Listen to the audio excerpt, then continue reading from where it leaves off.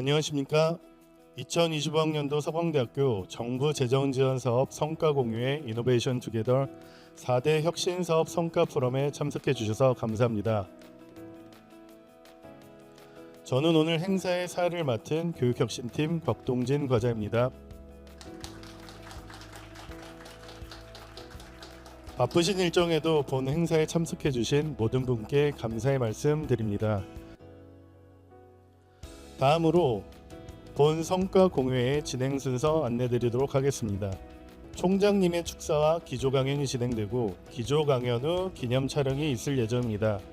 기념 촬영 후 첫 번째 성과 발표 세션에서는 라이즈 사업과 대학 혁신 지원 사업의 발표가 있을 예정이고, 두 번째 성과 발표 세션에서는 4단계 BK21 사업과 휴스 사업의 발표가 있을 예정입니다. 가장 먼저 이번 성과 공유회를 축하하고 격려하기 위한 총장님의 축사가 있겠습니다. 심종혁 총장님을 단상으로 모시겠습니다. 큰 박수 부탁드립니다. 존경하는 서강가족 여러분, 그리고 추운 날씨에 귀한 걸음을 해주신 내외빈 여러분, 안녕하십니까? 서강대학교 총장 심종혁 신부입니다. 오늘 이 자리에서 서강의 미래를 이끌어가고 있는 대표적인 정부 재정 지원 사업인 대학 혁신 지원 사업, BK21-4, RISE, 그리고 허스 사업의 성과를 공유하는 뜻깊은 시간을 가지게 되어서 매우 기쁘게 생각합니다. 먼저 각 사업의 수행을 위해 헌신적으로 노력해 주신 사업단장님과 교수님, 그리고 직원 선생님들께 기쁜 감사의 말씀을 드립니다.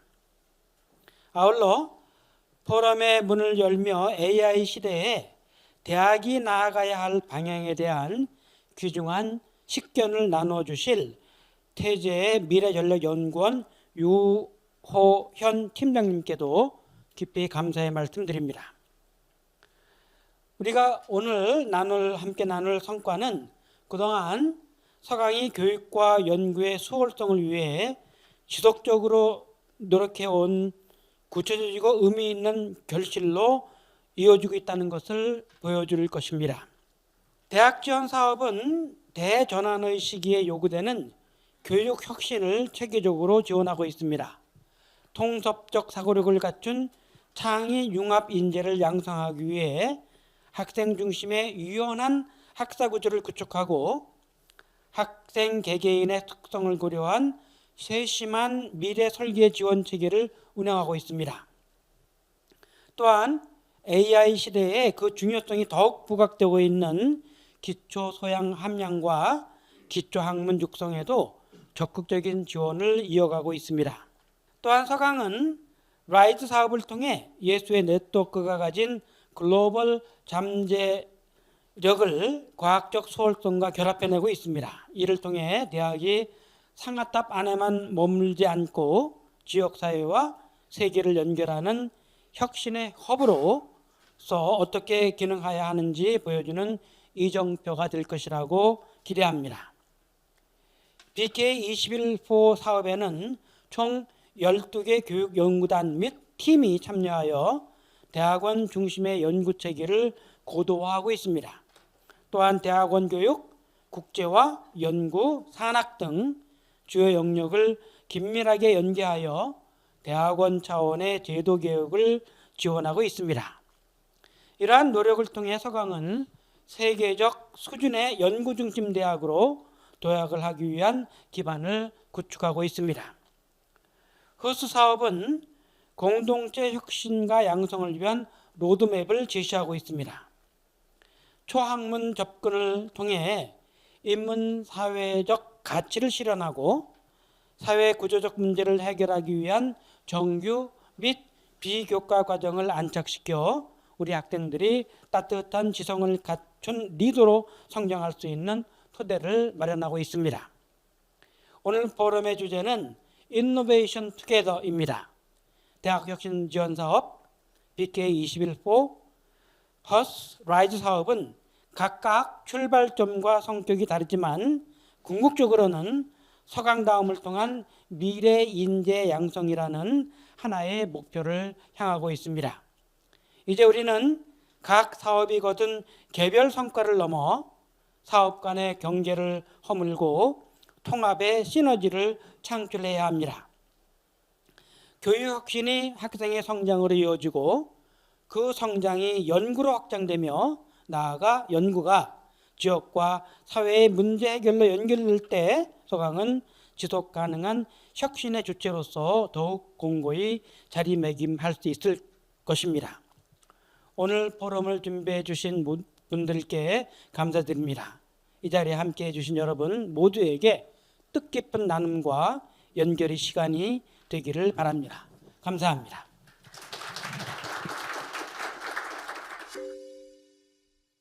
첫 번째 세션은 라이즈 사업과 대학 혁신 지원 사업의 소개 및 성과 발표입니다. 먼저 라이즈 사업의 발표가 있겠습니다. 이규태 라이즈 사업 부단장님께서 Internationalization, Expanding the Jesuit Network Toward Scientific Excellence를 주제로 발표해 주시겠습니다. 이규태 부단장님을 단상으로 모시겠습니다. 큰 박수 부탁드립니다.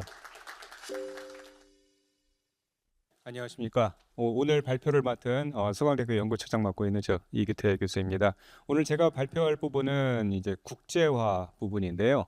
여기서 제가 이제 타픽에도 제가 타픽을 어떻게 좀 쓸까 많이 고민을 많이 하거든요. 항상 저는 이렇게 타픽을 이렇게 먼저 던지는 걸 가장 중요하게 여기고 있다 보니까요. 그래서 지금 서강대학교가 실제로 뭐 여러분들은 여기 계신 분들 아마 면면을 보시면은 변화의 바람을 가장 앞에서 지금 맡고 계신 분들이라고 저는 생각이 되고 있는데요. 저희가 지금 서강대학교가 실제로 지금 많은 변화를 하고 있고 이러한 변화의 어떤 가장 큰 중심에는 여러분들이 아마 다들 아시겠지만 저희 이제 비전 2030이 거기 들어가 있습니다.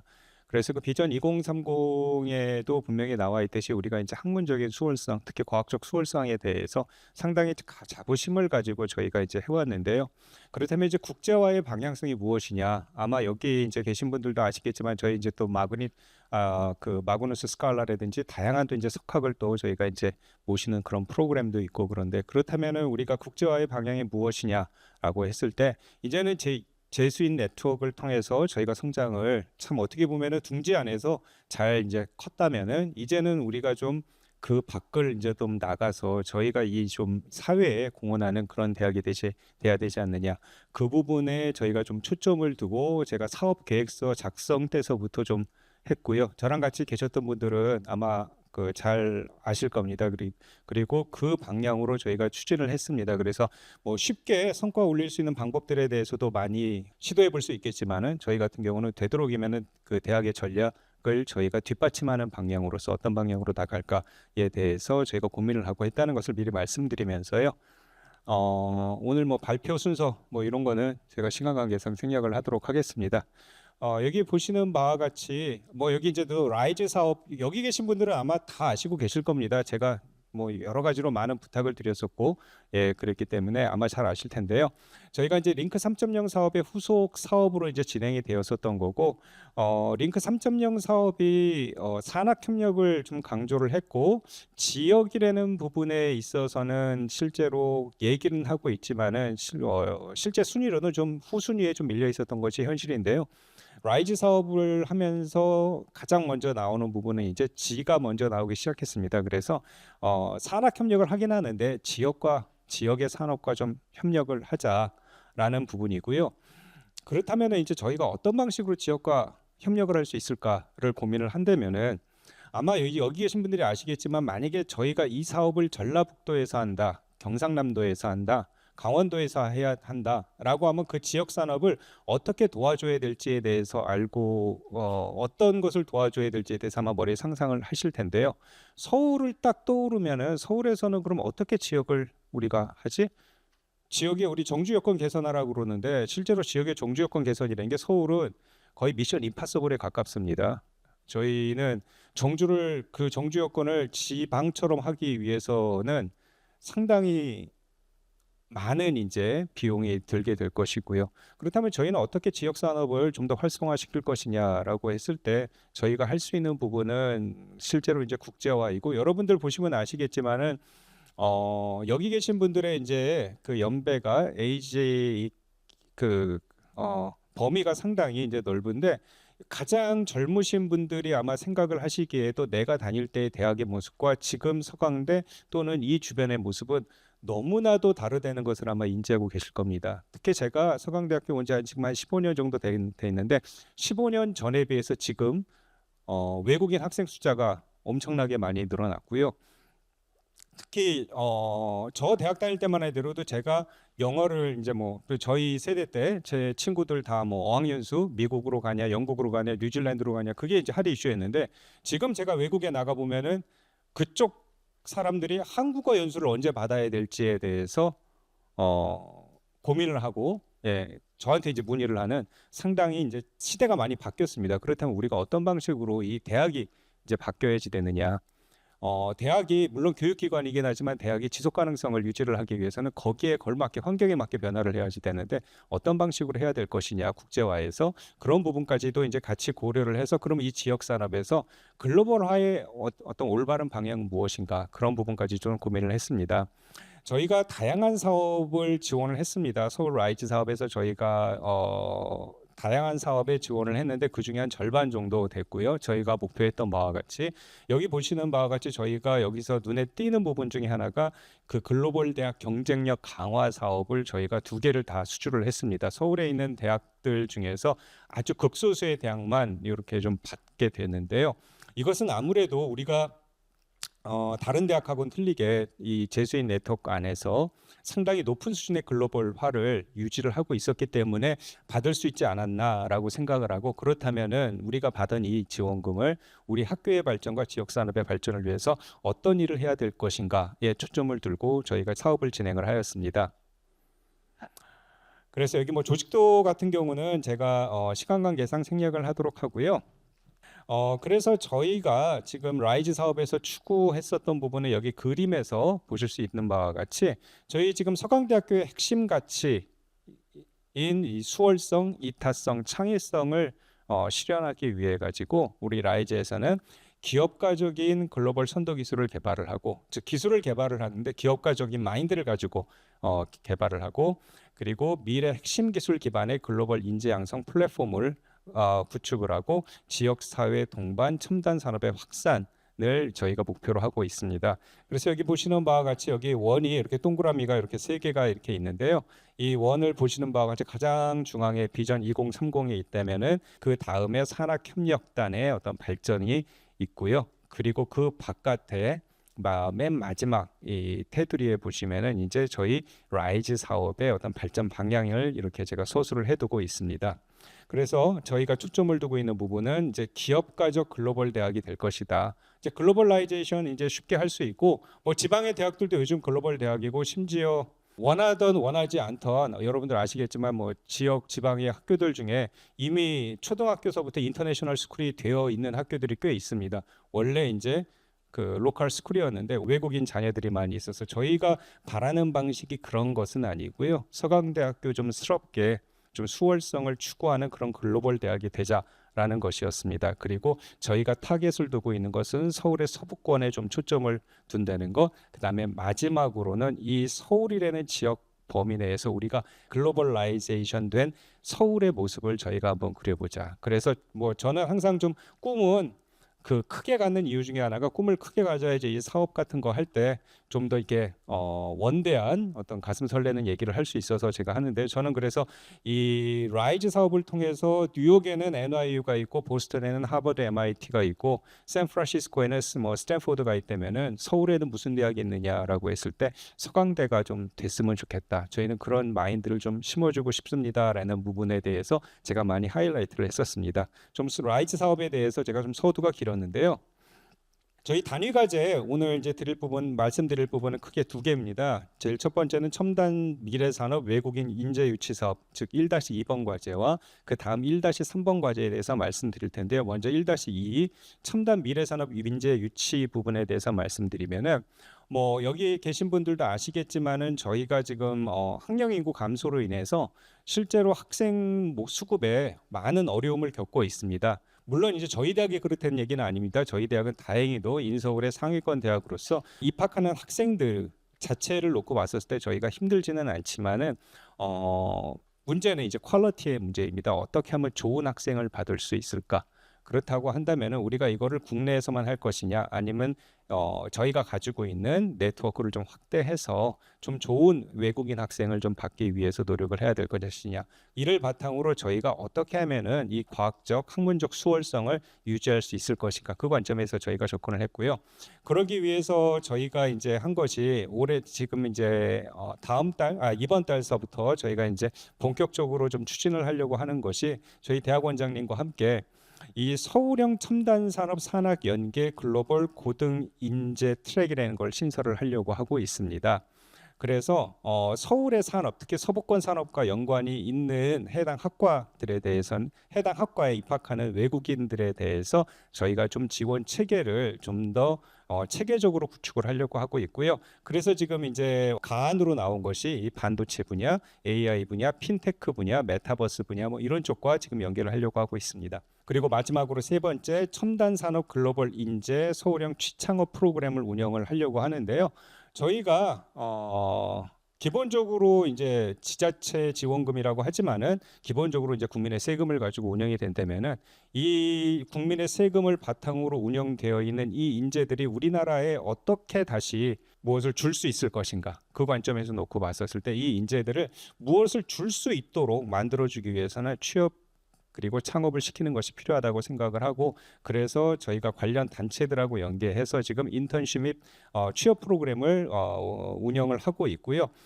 상당히 흥미롭게도 이제 외국인 학생들에 대해서 기업체가, 특히 벤처기업이나 뭐 삼성, LG 이런 쪽은 이미 이제 글로벌라이즈 됐기 때문에 문제가 없는데, 중소기업들이 한동안은 외국인 인재 받는 것에 좀 거리감을 두었었는데 요즘은 이제 많이 인식도 바뀌었고, 제가 놀라운 것 중에 하나는 저보다 한국말을 잘하는 외국인이 상당히 많다는 것들. 그래서 그 학생들이 제가 봤을 때는 이제 취업을 해도 되겠다 싶은 어떤 그 정도 단계까지 오고 있는 것 같습니다. 그래서 이러한 목표를 가지고 저희가 했었던 것들을 좀 잠깐 말씀드리면은요, 이거는 뭐 제가 말씀드리는 것이 상당히 뭐 저는 외람되다고 생각을 합니다. 여기 국제처장님도 오시고 국제팀에서도 와 계신데 정말로 많은 노력을 해주셨습니다. 그래서 저희 라이즈 사업팀과 함께 국제팀에서 정말로 많이 노력을 해주셨는데요. 적은 인원수를 가지고 돼요. 그래서 여기 보시는 바와 같이 저희가 가칭 이제 서페이스 프로그램이라는 걸 한번 해보자. 그래서 외국인 학생들이 들어오면 입학서부터 시작해서 졸업, 취창업에 이르는 이 전주기를 우리가 관리해주는 제도를 좀 만들자라고 해가지고 지금 제도적인 액티비티들이 지금 일어나고 있고, 그거를 하나의 이제 지원 체계로 이제 하나로 이제 아우르는 부분에 대해서는 제가 지금 이제 국제처 그다음에 대학원 이런 부분들하고 저희가 같이 좀 상의해서 좀 더 좀 발전시키려고 하고 있고요. 그래서 어떤 방식으로 우리가 네트워크를 좀 확대했느냐를 보시면은 여기 보시는 바와 같이 원래대로 한다면 저희가 예수의 중심 학교를 방문을 해서 그쪽에서 학생들을 받았었다면은 이제는 뭐 베트남의 카이스트, 뭐 베트남의 서울대라고 불리는 뭐 하노이 대학이라든지 우정통신기술대학, 뭐 베트남 공대 이런 쪽하고 그런 쪽에 방문을 해서 학생 유치를 하기 위해서 저희가 노력을 했습니다. 이건 근데 뭐 저희 학교뿐만이 아니고 이런 노력을 기울이는 것이 좀 알아두셔야 될 부분 중에 하나가, 저희가 이거를 안 하면은 저희가 이상한 이제 시대가 된 것이, 어제 신문에 나왔더라고요. 서울대학교 교수님들 베트남 그 하노이 공대 가서 학생 유치를 위해서 직접 마이크를 들다. 그 내용이 인터넷 포털에 지금 나와 있습니다. 그래서 저희가 이제 이거를 안 하는 그런 시대가 됐고, 저희가 라이즈 사업을 통해서 이렇게 갈 수 있었다는 거, 그런 부분들은 상당히 저는 고무적이라고 생각을 하고요. 이 이외에도 뭐 반둥 공대에도 저희가 다녀왔었고, 그다음에 뭐 그 인도네시아 텔콤, 그러니까 정보통신 대학입니다. 이런 데도 다녀왔습니다. 그리고 인도에도 이제 IIT 연합에 이제 속해 있는 대학 중에 하나와 저희가 MOU를 체결을 했고, 그 이외에도 저희가 PCU라는 소위 이제 푸네 대학 재단이라고 하는 데 가서 산하의 8개 대학을 제가 이제 다 방문을 하고, 특히 그 이공계 학생들의 그 순수한 눈빛 제가 잊을 수 없습니다. 한국에 와서 뭔가 좀 공부를 해보고 싶다. 그래서 입학 설명회를 하는데 저희 한 20년 전 그 고등학교 클래스가 됐었습니다. 그러니까 원래 2명씩 하는 의자에 3명씩 앉아가지고 한 클래스가 가득 차가지고 거기서 이제 한국에 어떻게 하면 올 수 있겠느냐라고 그렇게 그런 관심을 참 많이 보였고요. 그런 것들을 저희가 활용을 한다면은 이게 대학의 지속 가능성 또는 재정적인 차원을 넘어서서 저희가 조금 더 훌륭한 학생들, 특히 scientific integrity를 가질 수 있는 그런 학생들을 유치하는 하나의 어떤 좋은 제도가 될 수 있을 거라고 생각을 합니다. 그래서 이런 학생들을 이제 올해서부터 저희가 받으려고 하고 있습니다. 작년 한 해 동안은 저희가 준비 기간이었고요. 올 한 해 동안을 봤는데 초점을 두는 부분은 AI 반도체, AI 핀테크, 그다음에 확장 현실 이쪽과 관련돼서 지금 하고 있고 AI 쪽 같은 경우는 다행히 이제 정보통신대학원하고도 저희가 긴밀히 협조를 해서 그쪽에서도 지금 많은 학생들을 이미 저기 모집을 한 것으로 알고 있습니다. 그리고 이 학생들이 이제 내후년에 이제 졸업을 하겠죠. 졸업을 할 때는 상당 부분 이제 취업과 좀 연계시킬 수 있도록 노력을 하고 있고요. 몇 주 전에 여기 보시는 한국 핀테크 지원센터에서 저희한테 이제 좀 직접 왔습니다. 같이 라이즈 사업을 좀 추진을 했으면 좋겠다. 어떤 부분이냐면은 바로 인턴십 및 취창업을 본인들이 좀 맡아서 같이 하고 싶다. 그쪽을 좀 할 수 있을 것 같다라고 얘기를 했습니다. 그래서 이렇게 된다고 한다면은 저희가 어떤 의도했던 어떤 하나의 그 입학서부터 시작해서 취창업에 이르는 부분이 하나의 스트림라인으로 만들어질 수 있지 않을까라고 제가 뭐 작은 기대를 그렇게 하고 있습니다. 그래서 그럼 이 학생들이 올 때 요즘 학생들이 상당히 영민합니다. 뭐 기본적으로 가면은 장학금 얼마 줘요서부터 이제 묻더라고요. 예, 근데 장학금이라는 제도를 생활비성으로 이제 줄 수 있는 부분이 없기 때문에 대부분 다 이제 메릿 베이스의 이제 지원금의 형태로 나가게 됩니다. 특히 우리 학생들이 와서 취업을 하기 위해서 기업체에다 물어봤을 때 가장 중요한 부분이 무엇이냐라고 하면은 한국어 부분입니다. 그래서 말이 안 통하기 때문에 안 된다. 그래서 토픽 6급이라고 하더라도 실제로 회사 생활하는 데 있어서는 쉽지 않을 수 있다. 그래서 한국어를 좀 잘하는 것이 필요하다라고 해서 저희가 한국어 역량 강화 지원금 부분을 상당히 많이 제가 신경을 썼습니다. 그래서 저희 한국어교육원 그다음에 로열라 국제대학하고 같이 해서 저희가 그 한국어 교육 프로그램을 라이즈 사업에서 좀 지원을 하고 동시에 토픽 급수가 한 급수 올라갈 때마다 거기에 맞는 지원금이 50만 원서부터 300만 원까지 꾸준히 이렇게 상승할 수 있도록 그렇게 만들었습니다. 그 이외에도 저희가 사이언티픽 엑셀런스를 추구하기 때문에 논문을 잘 쓸 경우에는 논문 활성화 지원금 이거를 통해서 좀 가능하다면은 우리 학교에 우리 QS 랭킹이 올라가거나 그런 데도 좀 지원이 될 수 있도록 하려고 노력을 하고 있습니다. 그래서 저희가 작년에 했었던 활동들 좀 세부 활동들에 대해서 좀 말씀을 드리면은요. 제일 처음에 나오는 것이 이제 3단계로 구분이 되는데 라이즈라는 프로그램에 대해서 아직까지 이제 한국에서도 잘 모르는데요. 솔직히 해외에서 알 거라고 생각을 안 하기 때문에 라이즈 프로그램에 대해서 좀 많이 소개를 했습니다. 그래서 밋 라이즈 프로그램이라고 해서 아까 말씀드린 바와 같이 이 핀프리 친츠와 유니버시티라고 해서 아까 그 뿌네 대학 재단을 저희가 방문을 했고요. 여기 보시는 바와 같이 다 인도 분들이 계신데요. 저게 그냥 한 재단에 있는 8개 대학들이 저렇게 여러 번 방문한 거로 이해를 해주시면 될 것 같습니다. 그 외에도 기존에 저희가 이제 예수회를 바탕으로 했었던 그 캄보디아 로얄 유니버시티 오브 프놈펜에 가서 저희 이공계에서 이제 입학 설명회를 저희가 했고요. 그리고 베트남 하노이 공대에서는 작년에 저희 서강대학교에 방문을 했습니다. 그래서 학생을 이제 선발하기 위해서는 교수님 간 네트워크, 그다음에 학생들의 랩 투어 이런 것이 필요하다고 해서 저희가 지원을 했고 인도네시아에서는 여기 반둥 공대에 가서 세계 단과대학 학장님들과 미팅을 진행을 하고 입학 설명회를 했습니다. 그리고 이미 입학 의향서를 34명이 제출을 했습니다. 이 학생들은 이제 입학으로 연결되도록 저희가 이제 프로모션 프로그램을 좀 만들고 그러기 위해서 제가 아까 말씀드렸던 것처럼 우리 스페셜 트랙을 하나를 저희가 별도로 저희가 좀 만드는 것이 필요하지 않은가라고 생각을 하고 있습니다. 그 다음에 이제 하는 것이 이제 저희가 아까 그 서패스 프로그램의 어떤 일환으로서 하고 있는 것 중에 하나가 이제 웰컴 라이즈라는 것인데요. 우리 이제 외국인 학생들이 이제 한국에 정주할 수 있도록 저희가 라이즈 사업을 할 때 여기서는 설명을 안 드리지만은 마지막 사업으로 저희가 됐었던 부분 중에 하나가 외국인의 심리적 정주 요건을 강화한다는 것이었습니다. 그 일반 정주 요건은 돈이 너무 많이 들어가지고 쉽지 않고요. 여기 여기 서울에서 그 렌트비를 저희가 지방처럼 할 수는 없고 저희가 하는 것은 심리적 정주를 강화하겠다. 이 학생들의 마음을 컨설팅하겠다라는 부분이었었는데요. 특히 국제처장님께서 많이 좀 노력을 해주셨습니다. 여기 뭐 국제학생 커리어 진학 멘토링의 밤, 뭐 취창업 역량 강화, 진로 탐색을 위한 산업 현장 탐방 이런 것들을 좀 많이 지원을 해주셨고 특히 이제 인공지능대학원의 글로벌 AI 트랙도 저희가 이제 신설을 할 수 있었습니다. 그리고 이제 마지막으로 저희가 이제 취창업 역량과 연계를 시켜야 된다라고 했는데요. 가장 먼저 한 것이 그러면 있는 학생들을 바탕으로 좀 인더스트리에 좀 노출을 시키는 것이 필요하다고 생각을 했고 아까 말씀드린 바와 같이 핀테크 지원센터가 지원하는 벤처기업들을 대상으로 이제 외국인 학생들을 소개해주고 기업을 소개해주는 어떤 그러한 시간을 저희가 별도로 좀 갖게 됐습니다.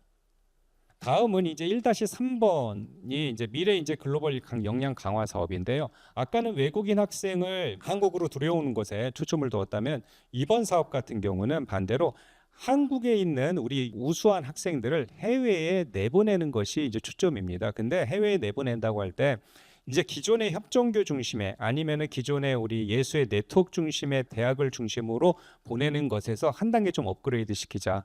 근데 서강대학교처럼 이렇게 해외 익스체인지 프로그램이 잘 돼 있는 학교에서는 이 부분을 실제로 업그레이드를 어떤 방향으로 할 것인가가 상당히 쉽지 않습니다. 그래서 저희가 1차적으로 이제 저희가 초점을 뒀었던 것이 첨단 산업과 관련된 부분들에서 우리 학생들이 조금 더 한 단계 좀 업그레이드 시키자. 즉 학교만 방문하는 것이 아니라 학교 방문 끝나고 뭔가 해외에서 하나라도 더 하고 들어올 수 있도록 저희가 좀 지원을 해주자. 거기에 좀 초점을 두고 저희가 프로그램을 좀 만들었고요. 그래서 지금 현재 뭐 다양한 학과들하고 얘기하고 있는데 글로벌 특화, 해외 유수 대학 협력 그 공동 교육 과정을 지금 하나 둘씩 지금 만들려고 하고 있습니다. 그래서 저희가 이제 뭐 컬처와 관련돼서는 인문대하고 지금 진행을 하고 있고 뭐 반도체와 관련돼서는 지금 저기 전자공학과하고도 지금 많은 논의가 지금 이루어지고 있습니다. 올해 지금 추진한 내용들을 보시면은요, 그 싱가포르 매니지먼트 유니버시티하고 저희가 그 핀테크 캡스톤 프로젝트를 올해 8월에 2026년 8월에 진행하기 위해 가지고 작년에 제가 싱가포르 한번 방문을 했었고요. 예, 12월 달에 SMU에서 저희 학교에 이제 방문을 했습니다.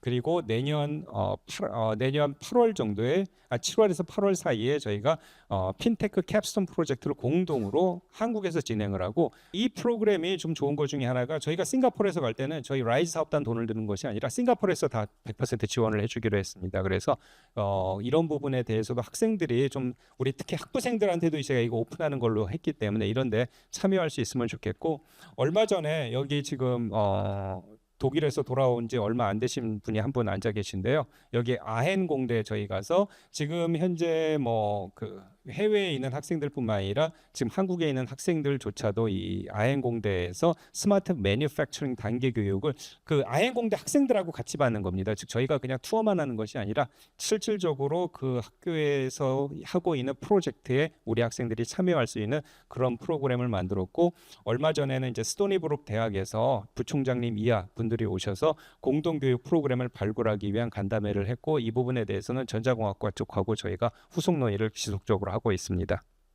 예, 여기까지 좀 올해 사업에 대해서 간단히 좀 말씀을 드렸고요. 내년도에는 진짜 본격적으로 이제 저희가 성과를 내야 됩니다. 그래서 여기 계신 분들께서 좀 더 많이 좀 관심을 가져주시고 실제로 많은 뭐 아이디어를 주시고 뭐 이런 사업이 있는데 라이즈에서 좀 어떻게 지원할 수 없을까라고 하신다면 언제든지 저희 쪽에다 좀 문의 주시면은 저희 사업의 뜻에 맞는 거면은 광의로 해석하더라도 맞는다면은 저희가 좀 전폭적으로 지원을 해서 좀 우리 서강대 학생들이 이 프로그램의 수혜자가 좀 많이 되기를 저는 기대하겠습니다. 예, 감사합니다.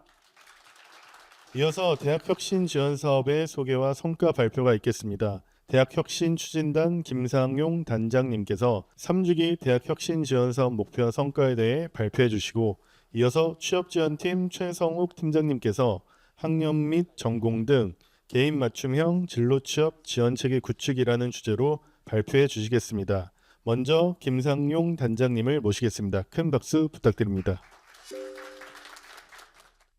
안녕하세요. 대학혁신추진단장 맡고 있는 김상용 교수라고 합니다. 반갑습니다.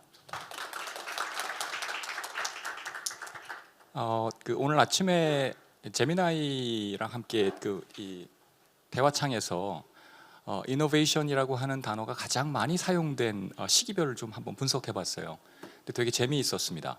15세기에 이노베이션이라는 단어가 굉장히 많이 쓰였습니다. 그리고 바로 지금인데 좀 이 말로 함께 시작하고 싶습니다.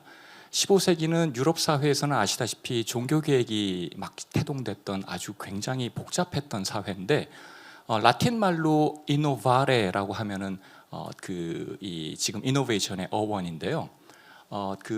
되게 재미있는 것이 innovare라고 하는 라틴 말은 무언가를 보존하는 것, restoration입니다. 그리고 보존하는 것 안에서 계속해서 renewal하는 것, 쇄신하는 것. 그래서 innovare라고 하는 말은 기존의 그 중요한 것들의 가치에 대해서 보존하고 모든 것을 폐기할 이유가 없는 것이죠. 동시에 그것을 어떻게 리뉴얼할 것인가, 혁신할 것인가, 이 과제가 15세기 지식인들 안에서 굉장히 깊이 있게 논의됐던 것 같습니다. 오늘 대학 혁신 지원 사업에 대한 소개 시작하겠습니다. 특별히 이런 순서로 준비했습니다. 대학 혁신의 히스토리, 그동안에 우리가 어떻게 이루어져 왔는지에 대한 역사를 살펴보고, 그리고 이제 3주기에 들어선 3주기 대학 혁신 사업은 어떤 추진 목표가 있는가, 그리고 마지막 세 번째는 1년을 보냈는데 2025년도에는 우리는 어떤 사업을 했는가, 이 순서입니다. 대학 혁신 사업은 지금 보시는 바와 같이 자율적인 학교, 대학의 교육 개혁, 그리고 미래 인재 양성, 이렇게 표현되죠. 그런데 지금 이 자리에서 저희가 함께 고민하고 싶은 것은 대학 혁신 추진단을 이끌고 있는 저로서는 고민이 듭니다. 왜냐하면 지금 이 보이는 액수만큼 67억 7천만 원입니다. 그런데 솔직히 이런 표현 좀 드리고 싶어요. 관제 구조 안에 어쨌든 우리가 들어가야 합니다. 학교가 궁핍한 살림에서 이런 관제 구조 안에 뭔가 개혁이라는 이름의 네이밍을 가지고 실질적인 이 안에서 뭔가 혁신을 이뤄내야 되는 두 개의 과제가 있는 거예요. 첫 번째는 제가 지금 감히 관제 구조라고 불렀던, 뭔가 개혁이라는 이름을 갖고 있지만 뭔가 폐기해야 되는 것이 분명히 생깁니다. 제가 이노바레라고 하는 말을 설명드렸던 이유는 폐기하지 말아야 할 것들이 있죠. 그것은 우리가 후반부에 설명드릴 공유해야 할 가치입니다. 동시에 이 관제 구조 안에서 우리가 어쨌든 몸을 구기고 들어가야 하는데, 그 안에서 사실은 우리가 원하지 않았던 부분에서 이 보존이 일어나고, 동시에 우리가 원했으나 궁핍한 살림에 의해 사지 못했던 것들은 혁신해야 합니다.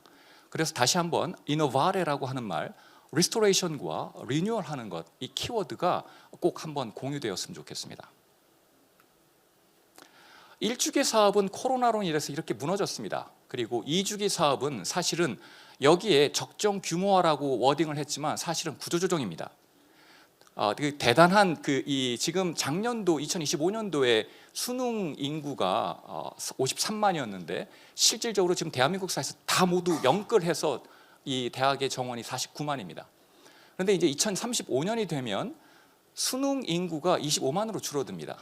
교육부가 그걸 모를 리가 없죠. 그러니까 제가 감히 관제 구조로화라고 제가 불렀던 것이 사실은 지나친 과잉된 언어는 아니라고 생각이 듭니다. 2주기 때 이렇게 시작한 이른바 구조조정에 의해서 이렇게 시작됐는데, 아시다시피 2023년도에 챗 GPT가 나오면서 AI가 막 선풍적으로, 이게 지금 뭐 감당할 수 없는 거예요. 그러니 사실은 교육부 안에서도 이런 구조조정에 관련된 드라이브가 실질적으로 혼선 안에서 3주기에 들어서면서 실질적으로 지금 여기 이 빨간색으로 좀 보여지는 융복합형 인재, 사실은 다급했죠. 자, 이런 상황의 환경이 있습니다.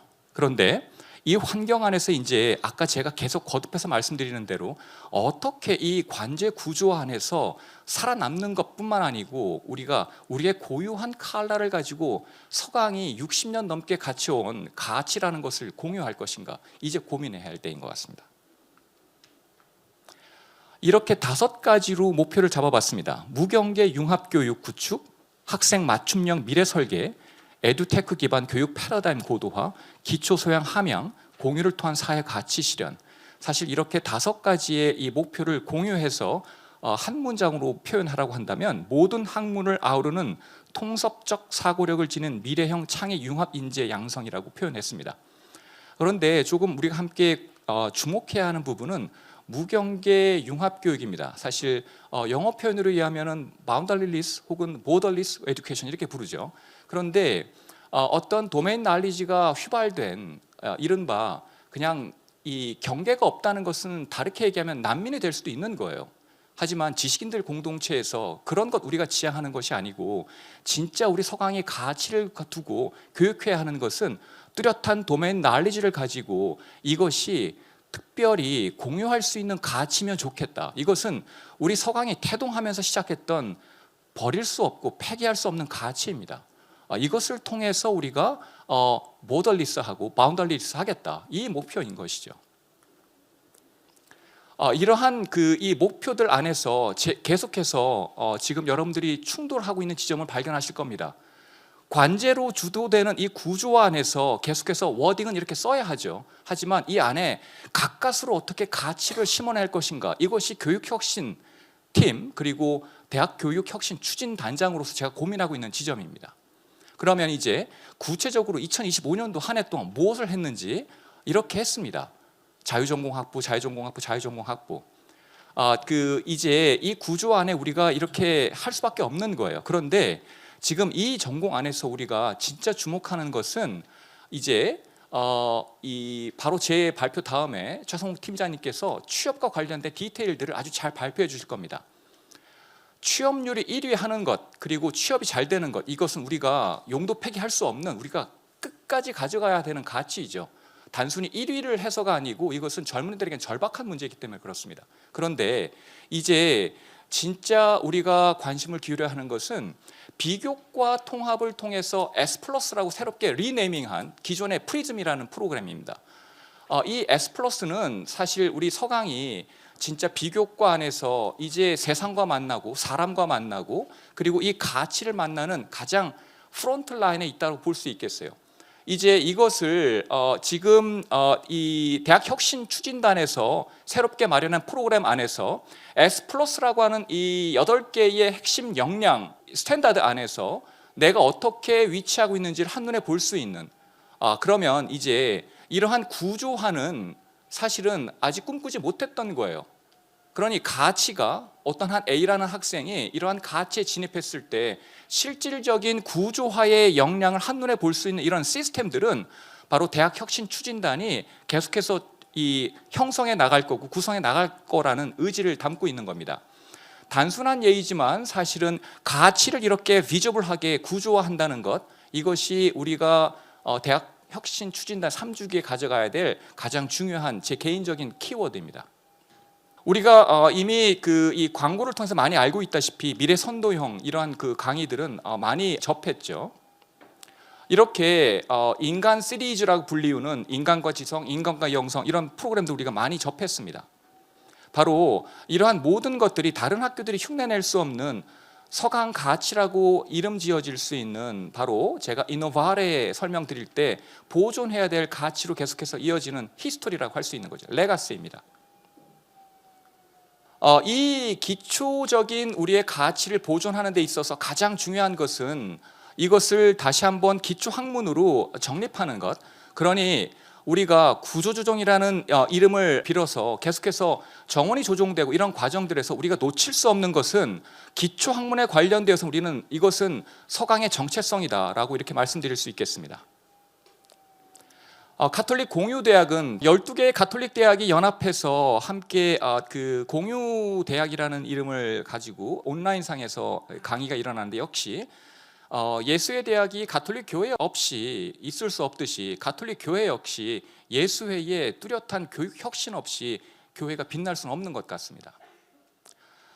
이제 마지막으로 공유 가치에 관련되어서 앞서서 설명드렸듯이 우리 학교가 다른 변별력을 지니고 있는 것은 여전히 우리는 세상과 사람을 만나는 데 있어서 두려워하지 않는 예수의 교육 이념의 가장 코어에 있는 꾸라 페르소날리스라는 겁니다. 바로 우리가 사람을 만날 때 그 사람의 가장 장점을 먼저 보고 대화하려고 노력하고, 그리고 그 대화 가운데에서 상대를 이해하려고 하는 깊은 인간학을 바탕으로 하는 것, 그것은 여전히 우리가 폐기할 수 없는 우리의 가장 깊은 곳에 있는 가치인 것 같습니다. 이렇게 우리는 가치만을 강조하지 않고 여전히 아까 제가 잠깐 S 플러스 설명드렸듯이 인프라 구축은 가치를 전달하는 소중한 도구인 것이죠. 그래서 바로 교육 인프라를 통해서 우리는 이러한 가치들을 새롭게 시스템 안으로 도입하고 함께 공유해 나가겠다라는 것입니다. 마지막으로 이 교육 인프라 구축에서 가장 중요한 것 역시 큰 자본이 드는 AI 시대 때 GPU 구축, 사실 이거 어마어마한 예산입니다. 이것 과감하게 투자하겠다라는 의미입니다. 그래서 이 과감한 투자를 통해서 우리는 자본이라고 하는 캐피탈을 모으려고 하는 데 주안되어 있는 것이 아니고 동시에 관계라고 하는 것, 지금 젊은이들에게는 이 잘 사는 문제인 자본이 사실은 상시화되어 있는 상수입니다. 그런데 이것을 우리는 거부하지 않습니다. 동시에 이 자본과 함께 살아가는 가치가 어떻게 공유될 수 있는지를 대학혁신추진단에서는 면면이 모든 프로그램들 안에서 아까 제가 고민하고 있는 이 관제 구조화 안에서 가치를 어떻게 새로운 컬러링을 하겠는가, 이 고민들을 계속해서 논의할 것이고, 그리고 각 부서별로 저희들이 직접 방문해서 이 논의들이 실질적인 임플리멘션 될 수 있도록 함께 애쓰고 함께 대화하도록 하겠습니다. 이상입니다. 취업지원팀 최성욱 팀장님께서 발표를 해주시도록 하겠습니다. 큰 박수로 환영하도록 하겠습니다. 자, 안녕하세요. 오늘 발표를 맡은 최성욱입니다. 감사합니다. 자, 오늘 저는 그 대학 혁신 지원 사업을 가지고 이 진로 취업에 어떻게 혁신을 줄 수 있을까?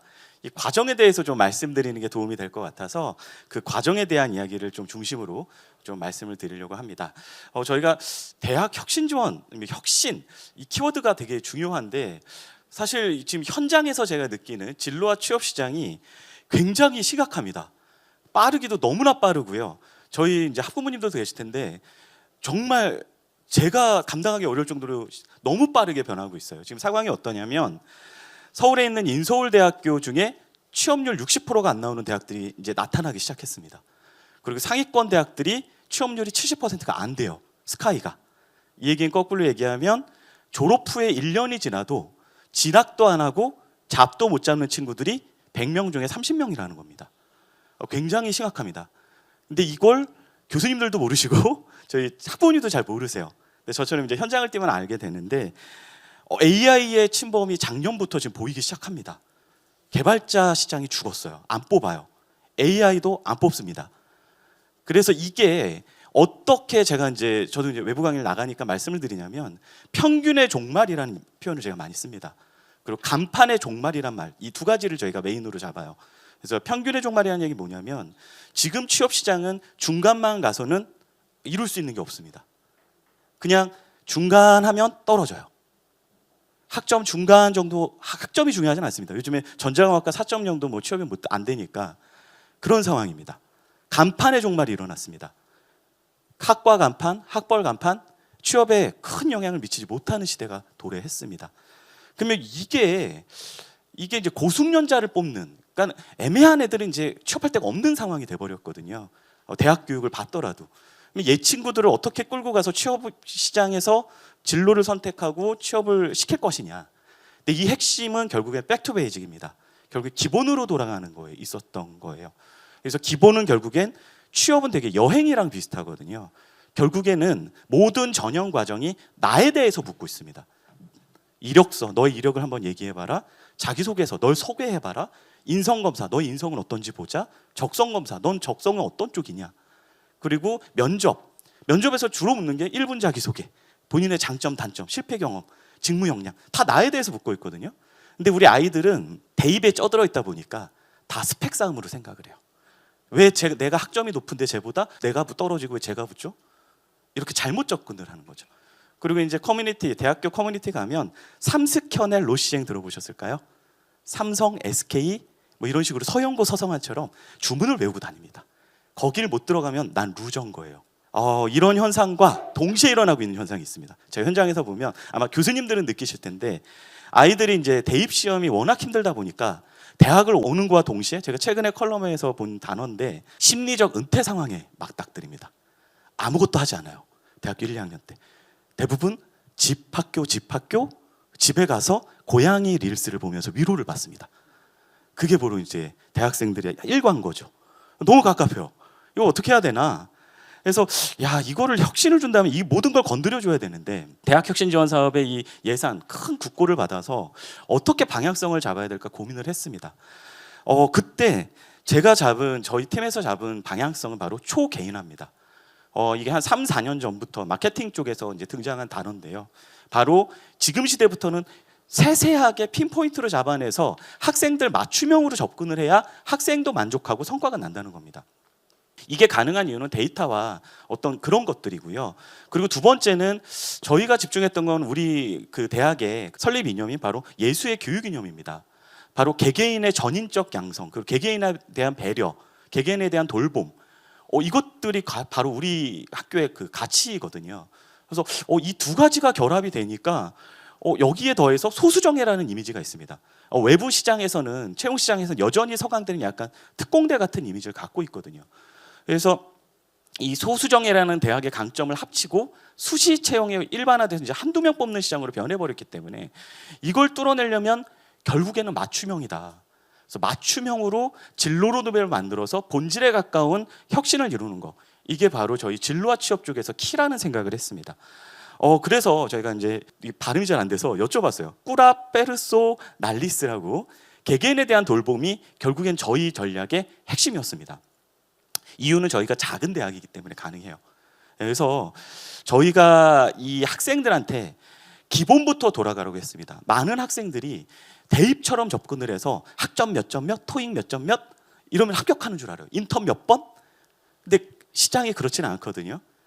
여러분들 이제 취업이라는 거의 본질은 내 옆에서 9시간씩 8시간 9시간씩 우리 막내 직원 같은 경우에 저랑 하루 종일 같이 있어야 되거든요.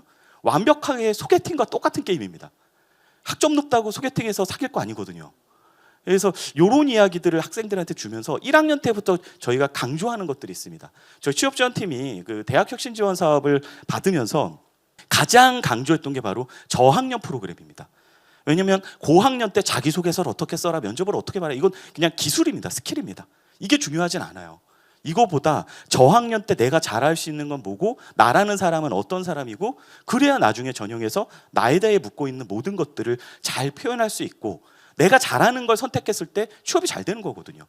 남들이 좋다는 직업이 아니라.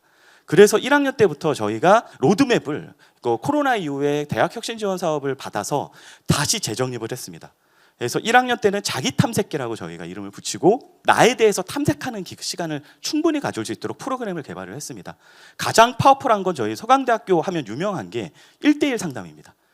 저희가 1:1 상담 이따 숫자로 보여드릴 텐데 졸업할 때까지 한 2번 정도 전교생이 받는 숫자가 나옵니다. 회전율로 보면.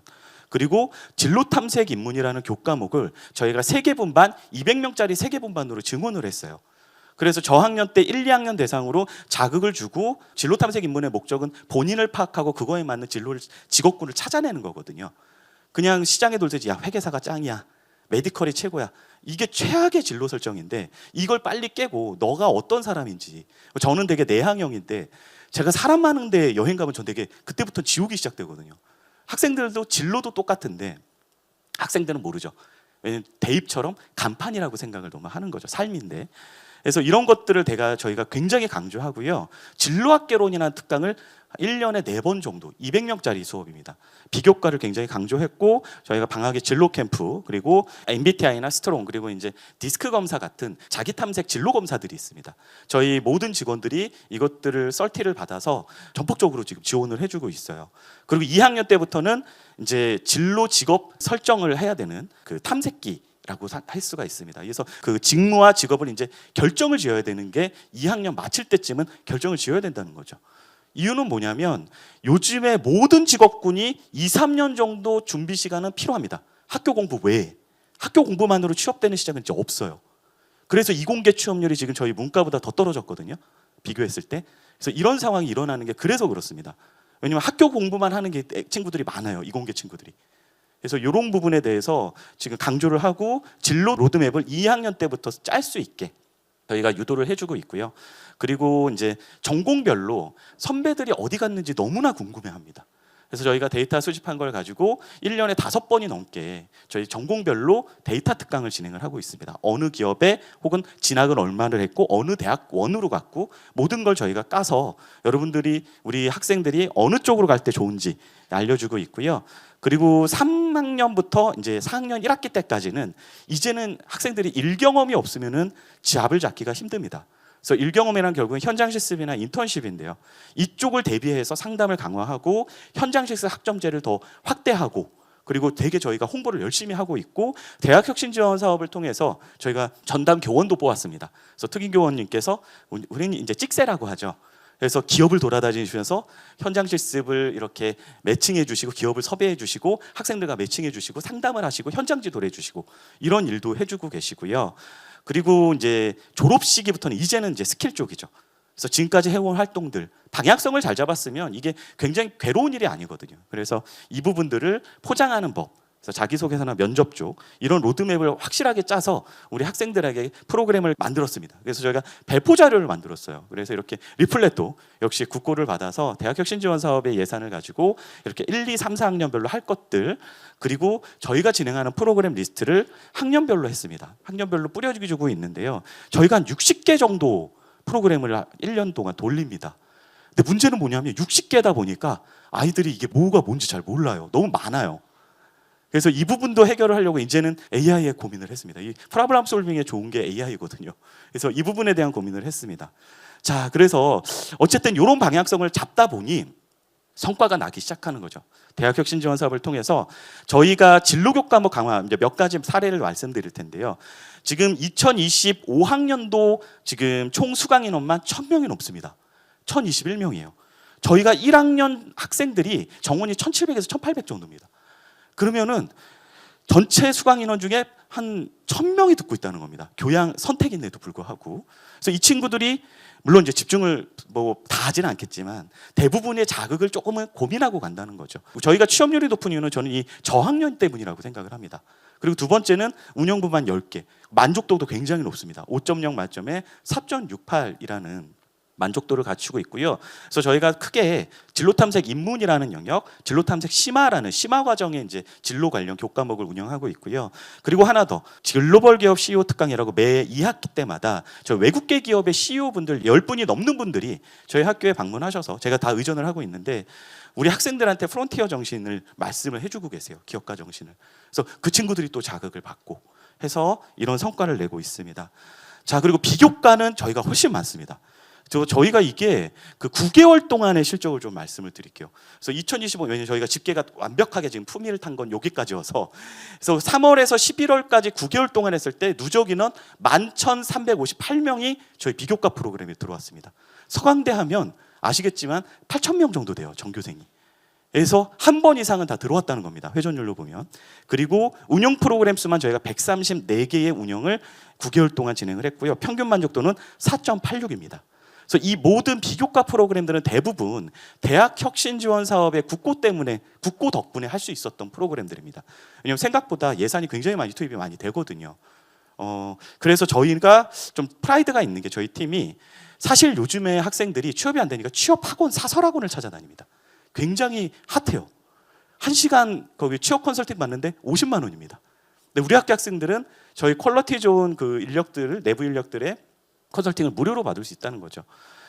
그리고 취업 박람회라든지 아마 체육관에서 학기 초마다 하는 거 보셨을 텐데요. 이것도 역시 굉장히 흥하고 있고 저희 캠프나 인적성 특강 그리고 직업 성향 검사, 클리닉, 입사 지원서 클리닉, 자소서 쓰는 법, 이력서 쓰는 법, 그다음에 각종 특강, 인적성 스터디, 뭐 AI 취업 코드. 이건 좀 이따 한번 저희가 말씀 조금 뽑아서 드릴 거고요. 인성 면접 클리닉이나 이공계 친구들이 취업률이 떨어지고 있기 때문에 직무부터 캠프 그리고 직무산업 캠프 뭐 이런 세상에 대해서 알 수 있는 정말 현실적인 이야기를 우리 학생들한테 해주고 있습니다. 자, 그리고 초계이나 저희 취업지원팀 정규 상담 한번 말씀드리고 싶은데요. 저희 상담 인력도 사실 인건비가 대학 혁신 지원 사업을 통해서 저희 지원을 받았습니다. 2명을 운영을 하고 있고요. 물론 저도 상담을 하고 저희 취업지원팀 인력은 전원 다 상담을 하고 있습니다. 그래서 정규 상담은 2,100명이 저희 3월에서 12월까지 10달 동안 진행을 했고요. 월 평균 상담 건수가 210건입니다. 이게 굉장한 게 뭐냐면 사실 다른 대학들도 상담을 해요. 근데 그분들은 아이들이 안 와서 선물을 줘야지 상담을 찾아본다고 합니다. 근데 아시겠지만 뭔가 행사를 할 때요, 요즘 친구들은 인스타에 홍보해도 안 오고요, 선물 줘도 안 오고요, 뭐 해도 안 와요. 근데 이 친구들이 어떤 때 오냐? 나한테 도움이 될 때만 옵니다. 귀신같이 알고 있어요, 이게 도움이 된다 안 된다를. 그래서 여러분들 이 저희 취업트레이닝 정규 상담에 이런 식으로 만족도가 4.87이거든요. 저희 평균 만족도가. 그래서 심층적으로 혁신을 이뤄서 이 방향성을 잡아서 이 성과가 났다고 생각을 합니다. 자, 그리고 외부 인력도 저희가 활용을 하고 있는데요. 이 외부 인력들도 전부 다 사실 저희 혁신 지원 사업을 통해서 운영을 했던 인력들이 어차피 비정규 쪽이다 보니까 퇴사를 하세요. 그러면 이분들이 서강대에 대한 이해도가 굉장히 높으시거든요. 그래서 이걸 버리기 아까워서 그런 분들을 최대한 활용을 해서 이 전문가 컨설팅까지 진행을 해서 이분들이 한 학기에 2025년도에만 200명 넘는 학생들을 상담을 해주셨습니다. 자, 그리고 전공 단위 취업률 기반 오픈 클래스를 저희가 진행을 하고 있어요. 아까 말씀드렸던 초개인화의 시대이기 때문에 개인별 학과 단위별로 특성이 있습니다. 그 특성이 없지 않아요. 뭐 복수 전공을 하니까 특성이 없는 거 아니요. 분명히 특성이 있습니다. 그래서 이 특성을 찾아내서 저희가 그 포인트를 잡아내서 학생들한테 알려주면 학생들이 이제 길을 찾기가 훨씬 쉬워지는 거죠. 그래서 이런 것들을 진행을 하고 있고요. 마지막으로 저희가 이제 또 대학 혁신 지원 사업을 통해서 아까 제가 말씀드렸던 고민거리, 이 수많은 이 수업을, 우리 프로그램을 어떻게 학생들에게 알릴까, AI를 한번 활용해 볼까 라고 생각을 해서 SG 코디 AI 시스템이라는 걸 저희가 지금 프로토타입을 만들어서 시범 운영 중이고요. 3월부터 대학 혁신 지원 사업을 통해서 정식 오픈을 할 겁니다. 이건 뭐냐면 여러분들 혹시 피부과나 성형외과 이런 큰 병원을 가면 코디 선생님이 계세요. 그래서 그분들이 아무것도 모를 때 오면 가이드를 해줍니다. 얼굴에는 울세라가 좋을 것 같고요, 뭐 이런 얘기를 해주시거든요. 이게 바로 취업에서도 필요하다는 판단을 한 거죠. 저희 쪽에 뭔가 큐레이션을 해줄 수 있는 이런 걸 AI로 하면 얼마나 좋을까 생각을 했는데, 현 시점에서는 물론 미래엔 모르겠지만 할루미네이션이 너무나 많이 일어납니다. 진로와 취업이라는 거는 컨설팅을 조금만 잘못해줘도 우리 학생들의 인생이 완전히 달라지거든요. 그래서 이걸 어떻게 잡아낼까 고민을 했고요. 그 결과 저희가 클로드라는 모델을 활용을 했고요. 저희가 레그라는 그런 이제 방식을 사용을 했습니다. 레그라는 방식은 저희가 이제 검색 증강 경험이라고 해가지고 계속 학생들이 찾을 때마다 이게 이제 학습을 해서 올라가는 거예요. 그리고 외부 정보를 좀 차단했습니다. 왜냐면 이상한 소리가 너무 많아요. 진로 취업 시장에는. 카더라가 너무 많은데 이걸 막 얘기해 줍니다. 그래서 너무나 리스크가 커서 이 정도 선으로 저희가 말씀을 해서 구현을 했고요. 역시 혁신 지원 사업을 통해서 구현을 했습니다. 그래서 저희가 프로토타입 말씀을 뭐 예를 들면 이 뭐 저희 금융권 취업 준비하는 미행 경제 7학기생인데 종강에서 인턴 준비하려고 뭐부터 해야 돼? 뭐 이러면은 쫙 로드맵을 짜줍니다. 저희 프로그램을 가지고. 그래서 이런 것들을 저희가 구현을 했고요. 두 번째로 저희가 사실 취업률을 우리 학생들이 되게 궁금해해요. 그래서 취업률을 저희 대학 알림이 데이터를 다 집어넣어서 그것들을 원하는 스타일로 이렇게 다 보여줄 수 있도록 이런 식으로 저희가 구현을 했습니다. 자, 그러다 보니까 결과물이 나왔습니다. 우리 다들 이제는 아실 거라고 생각이 되는데요. 저희가 올해 그러니까 1월 9일 날 대국민 공시된 취업률에서 경쟁 대학을 모두 다 이기고 취업률 1위를 했습니다. 사실 다른 대학은 다 떨어졌어요. 저희가 73.1%면 엄청난 거거든요. 그래서 73.1%로 취업의 양, 사실 취업의 양도 중요한데 취업의 질이 더 중요하거든요, 요즘엔. 근데 어쨌든 양에서도 저희가 서울 소재 종합대학 중에 1등을 했고요. 더 중요한 건 취업의 질입니다. 왜냐면 막 지나가다 보면 막 90% 넘는 대학들이 있어요, 취업률. 근데 그건 사실 질을 본 게 아니거든요. 근데 유지 취업률도 저희가 서울 소재 종합대학 중에 3년 연속 1등을 했습니다. 아마 서강대 역사상 최초로 알고 있어요. 그래서 이게 압도적인 격차로 저희가 이 성과가 났습니다. 그래서 결과적으로 말씀을 드리면 이 혁신 지원 사업이 분명히 저희 저학년부터 그 초개인화 그리고 예수의 이념을 활용한 개인에 대한 돌봄 이런 것들, 그리고 우리의 어떤 그 아이덴티티인 실력주의 그리고 소규모 소수정예, 이것들이 합쳐지면서 저는 성과라고 생각을 하고요. 하지만 아직 좀 그 과제가 있습니다. 뭐냐면 요즘 학생들이 제가 현장에서 상담을 하고 프로그램을 진행하다 보면 참여율이 많이 떨어졌어요. 코로나 이후에 점점점 떨어지고 있습니다. 아까 말씀드린 심리적 은퇴 상태인 거죠.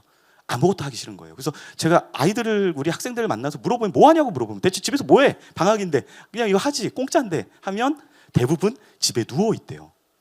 그리고 릴스랑 유튜브를 하고 있다는 거죠. 그러다 보면 하루가 간대.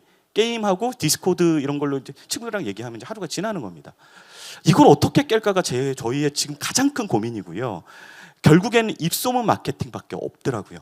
그래서 저희가 아까도 말씀드린 홍보는 이제 잘 안 먹힙니다. 왜냐하면 안 읽어요. 세 줄이 넘어가면. 그렇기 때문에 입소문 마케팅을 통해서 소규모 집단 상담을 저희가 크게 활성화할 예정이고요. 저희가 작년에 실패 공모전이라는 걸 했었습니다. 실패해도 괜찮아. 왜냐하면 대입까지 수시 제도 자체가 한번 삐끗하면 대학이 막 바뀌기 때문에 되게 준비병이라고 하는데 준비가 완벽하고 싶고 준비가 돼야 뭘 하려고 해요.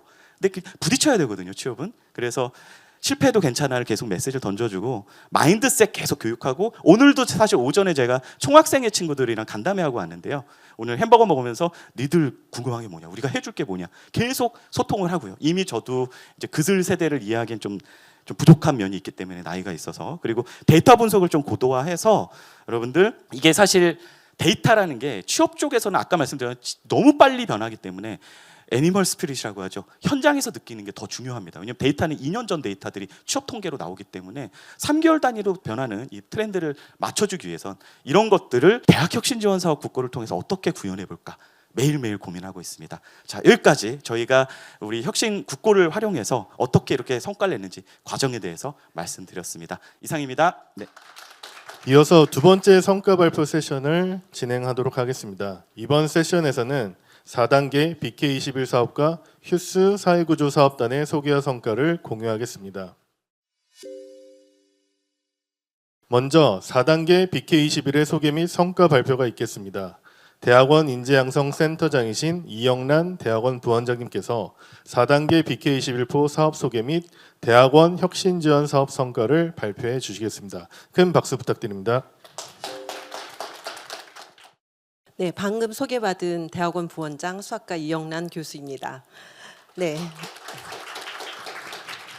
저는 4단계 BK21 사업에 대해서 소개를 드리고 또 대학원 혁신 지원 사업의 성과에 대해서 간략하게 말씀드리도록 하겠습니다. 구성은 다음과 같고요. 먼저 4단계 BK21 사업의 개요에 대해서 말씀드리겠습니다. 사업 기간은 2020년 9월부터 내년 8월까지 7년에 진행이 되고 예산 규모는 총 3조 2천억 원입니다. 목표는 보시는 바와 같이 세 가지 세계적 수준의 연구 중심 대학 육성, 학문 분야별, 신산업 분야별 우수 연구 인력 양성, 교육 연구의 실적 수준 제고를 목표로 하고 있습니다.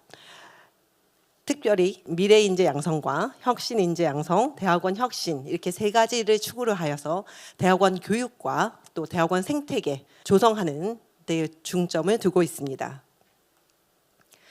1999년 좀 오래됐죠. 99년 1단계부터 7년 주기로 현재 4단계를 진행 중에 있고요. 평가 기준은 예전의 정량적인 기준에서 정성적인 기준으로 많이 발전된 상태입니다. 보시는 바와 같이 4단계에서는 산업협력, 국제화, 사회기업, 융합혁신 이렇게 여러 가지에 대해서 대표적인 성과의 질적 우수성을 기준으로 평가를 진행하고 있습니다. 서강대학교는 BK21 사업을 통해서 세계적 수준의 연구 중심 대학이 되기 위해서 노력하고 있으며 시작한 시점인 2020년에는 총 7개 연구단과 연구팀으로 시작을 하였으나 중간 진입으로 인해서 5개 연구단과 팀이 선정이 되었고 2025년도에는 총 12개의 교육연구단과 팀을 운영하고 있습니다. 그리고 대학원 본부에서는 대학혁신 사업을 통하여서 7.6억의 연구비를 추가로 확보하였습니다. 대학원 혁신 사업에 대해서 좀 더 자세히 말씀드리겠습니다. 대학원 혁신 사업은 연구단을 5개 이상 가지고 있는 대학에 지원해주는 사업으로 4단계 BK에서 새로 도입된 사업으로 대학원의 생태계를 혁신하고 발전시키는 데 큰 역할을 감당하고 있습니다. 다행히 저희 서강대학교도 작년부터 이 사업을 수주하여서 작은 액수긴 하지만 혁신적인 일들을 해오고 있고 이를 통하여 대학원 조직도 확대 개편하여서 현재 두 팀 1센터로 운영하고 있습니다. 저희 대학원 혁신 사업을 통해서 하고 있는 4가지 영역을 간단하게 소개해 드리려고 합니다. 교육, 국제화, 그리고 연구, 산학 이렇게 4개의 영역으로 사업을 운영하고 있고, 교육 영역에서는 SIC와 EIC 교육과정을 이원화하고 박사과정 연구 역량 사업과 여러 대학원생들의 우수 연구를 격려하기 위한 프로그램들을 운영하고 있습니다. 그리고 국제화에서는 기존에 했던 우수 대학원생들의 국제학술대회 논문 발표를 지원하고 해외 연구 기관의 파견 또 외국 석학위 초청을 통하여 글로벌 네트워크 확장을 지원하고 있습니다. 또한 대학원 연구 성과를 입력하여서 관리할 수 있는 시스템을 도입하여서 운영하고 있으며 융복합 연구와 산학 연계와 관련된 여러 가지 프로그램도 진행하고 있습니다. 2025년도에 진행했던 요 주요 프로그램에 대해서 간단히 말씀을 드리면, 저희가 5-minute thesis와 또 대학원생 신진 연구자상을 새로 신설하여서 대학원생들의 연구 의욕을 고취시키고 또 성과를 창출하도록 장려하고 있습니다. 그 외에도 보시는 바와 같이 많은 프로그램을 운영하여서 대학원생들에게 많은 도움을 주려고 노력하고 있습니다. 마지막으로 주요 역점 사항에 대해서 말씀을 드리도록 하겠습니다. 서강대학교는 BK21 사업을 통해서 세계적 수준의 연구 중심 대학으로 성장하기 위해서 노력을 하고 있으며, 이 BK 사업은 대학원생들을 안정적이고 또 장기적으로 지원할 수 있는 유일한 국가 지원 사업입니다. 그리고 이를 통해서 대학원생들이 굉장히 안정적으로 연구를 진행할 수 있고요. 그리고 지금 표에서 보시는 바와 같이 이 BK21 사업의 참여 여부가 QS 랭킹의 평가 지표에도 차이점을 만들어내고 있습니다. 그리고 이 대학원 혁신 전담 부서와 또 연구 중심 대학원 육성 지원 사업의 효과를 거둬서 저희가 중간 진입을 통해서 대학원 혁신 사업비를 수주하게 되었고, 기존의 4단계에서 20년에서 받았던 15억 정도의 돈에서 사업비가 2025년에는 50억 정도로 3배 이상 사업비가 증가되었고, 여기에 또 추가적으로 대학 혁신 사업비 7.6억이 추가되어 있습니다. 그래서 이것을 이제 5단계, 내년에 이제 새로 시작하는 5단계에서도 지속적으로 저희가 유치를 해야 되기 때문에 연구 중심 대학원 육성 지원 사업을 지금 공지를 냈고, 많은 학과에서 이 사업에 참여해 주시기를 부탁드리겠습니다.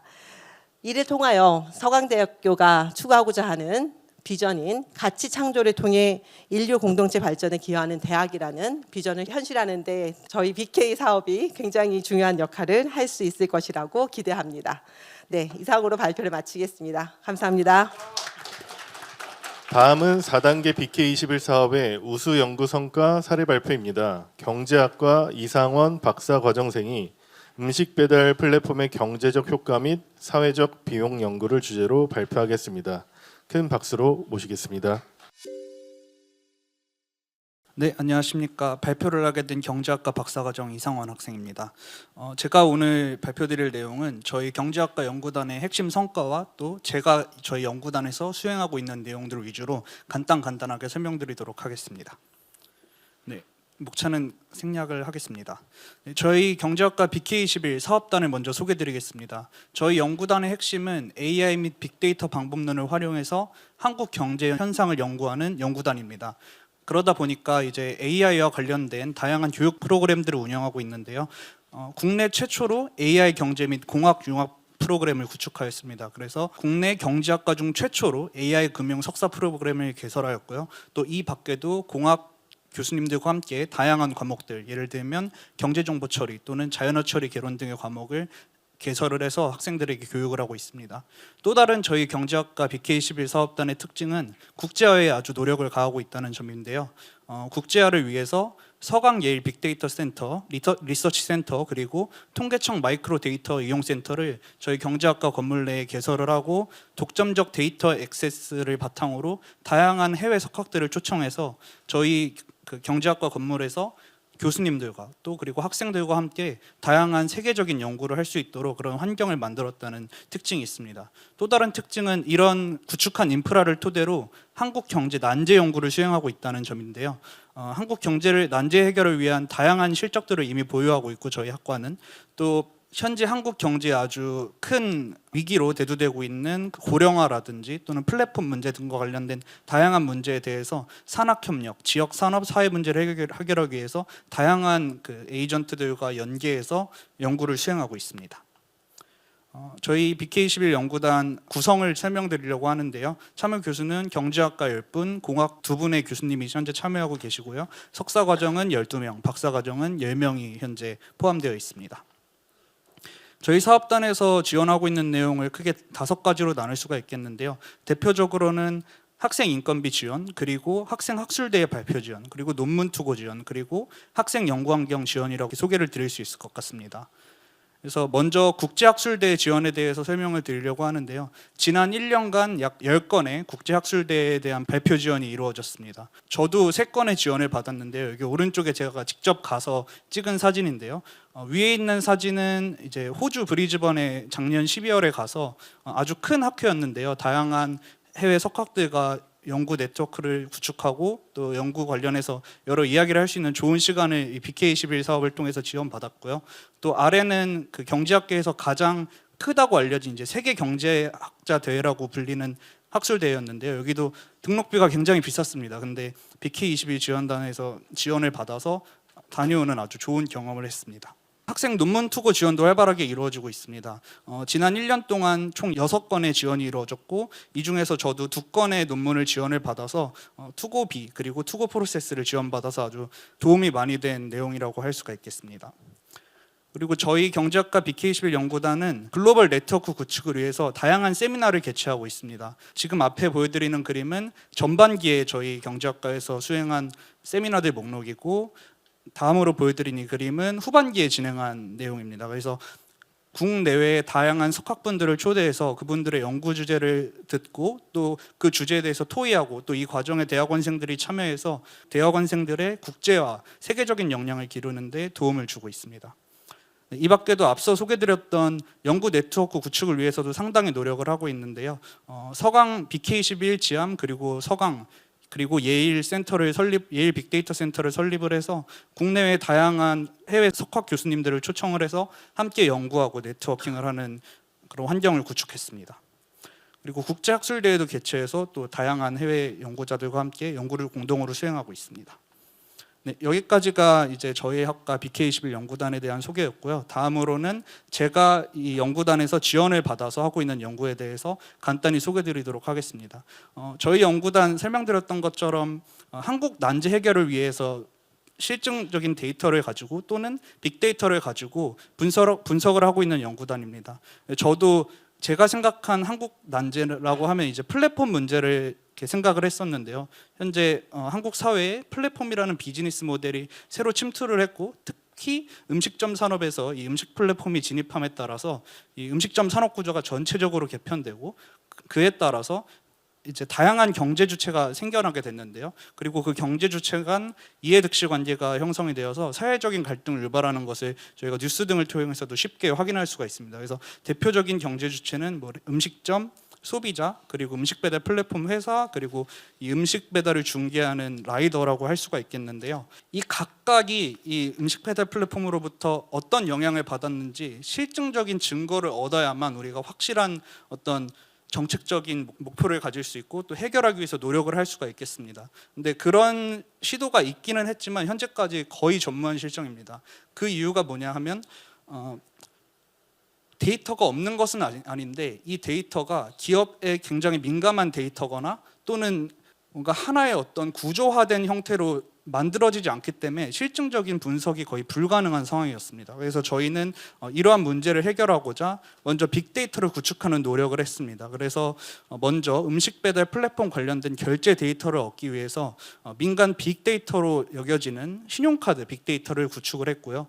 이 신용카드 빅데이터를 통해서 대한민국 전국 수준에서 발생한 거의 모든 음식점 배달 결제 관련된 정보들을 자료로 구축하고 또 이 밖에도 현재 구조화되어 있지 않은 다양한 음식 배달 플랫폼과 관련된 자료, 예를 들면 교통사고라든지 뭐 플라스틱 쓰레기 자료라든지 이런 것들을 저희가 직접 공공기관과 연계를 해서 데이터를 구축해서 최종적으로 민관 공공을 결합한 빅데이터를 구축을 했습니다. 그래서 구축한 데이터를 토대로 이 음식 배달 플랫폼에 대한 전반적인 연구를 수행하고 있는데요. 먼저 이거는 저와 저희 지도 교수님 전현배 교수님과 함께 수행한 연구인데요. 음식 배달 플랫폼이 먼저 음식점에 미친 효과를 분석을 했습니다. 분석한 결과 한 15에서 20% 매출액 증가 효과가 있는 것을 확인을 했고요. 또 단순히 음식점 매출액을 늘리는 게 아니라 그 음식점 안에서도 그 경제 주체의 특성별로 다른 효과를 가진다는 것을 확인을 했습니다. 그래서 저희가 대표적으로 확인한 게 프랜차이즈 같은 큰 업체와 그 소규모 독립업체를 비교를 했는데요.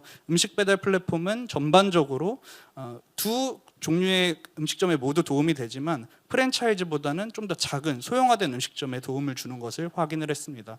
그래서 레스토랑에 미친 효과는 전반적으로 매출액을 올려주는 효과가 있었다라는 것을 확인을 했고요. 두 번째로 또 다른 에이전트인 플랫폼 기업은 어떤 식의 이익을 보고 있나를 저희가 확인을 했는데요. 이거는 이제 배달의 민족을 대표로 해서 배달의 민족의 매출액과 순이익을 저희가 계산을 한 건데요. 매출액 같은 경우는 보시는 것처럼 2015년부터 현재까지 2024년까지 빠르게 증가하지만 순이익은 한 2021년 정도까지는 오히려 마이너스인 상황이다가 최근에 들어서야 한 10%에서 15% 정도 매출액 대비 10에서 15% 정도 순이익을 보는 것으로 확인이 됐습니다. 그래서 플랫폼 기업은 상대적으로 이익은 현재까지는 덜 가져가고 있다는 걸 확인을 했고요. 또 소비자에게 미치는 효과도 저희가 분석을 했습니다.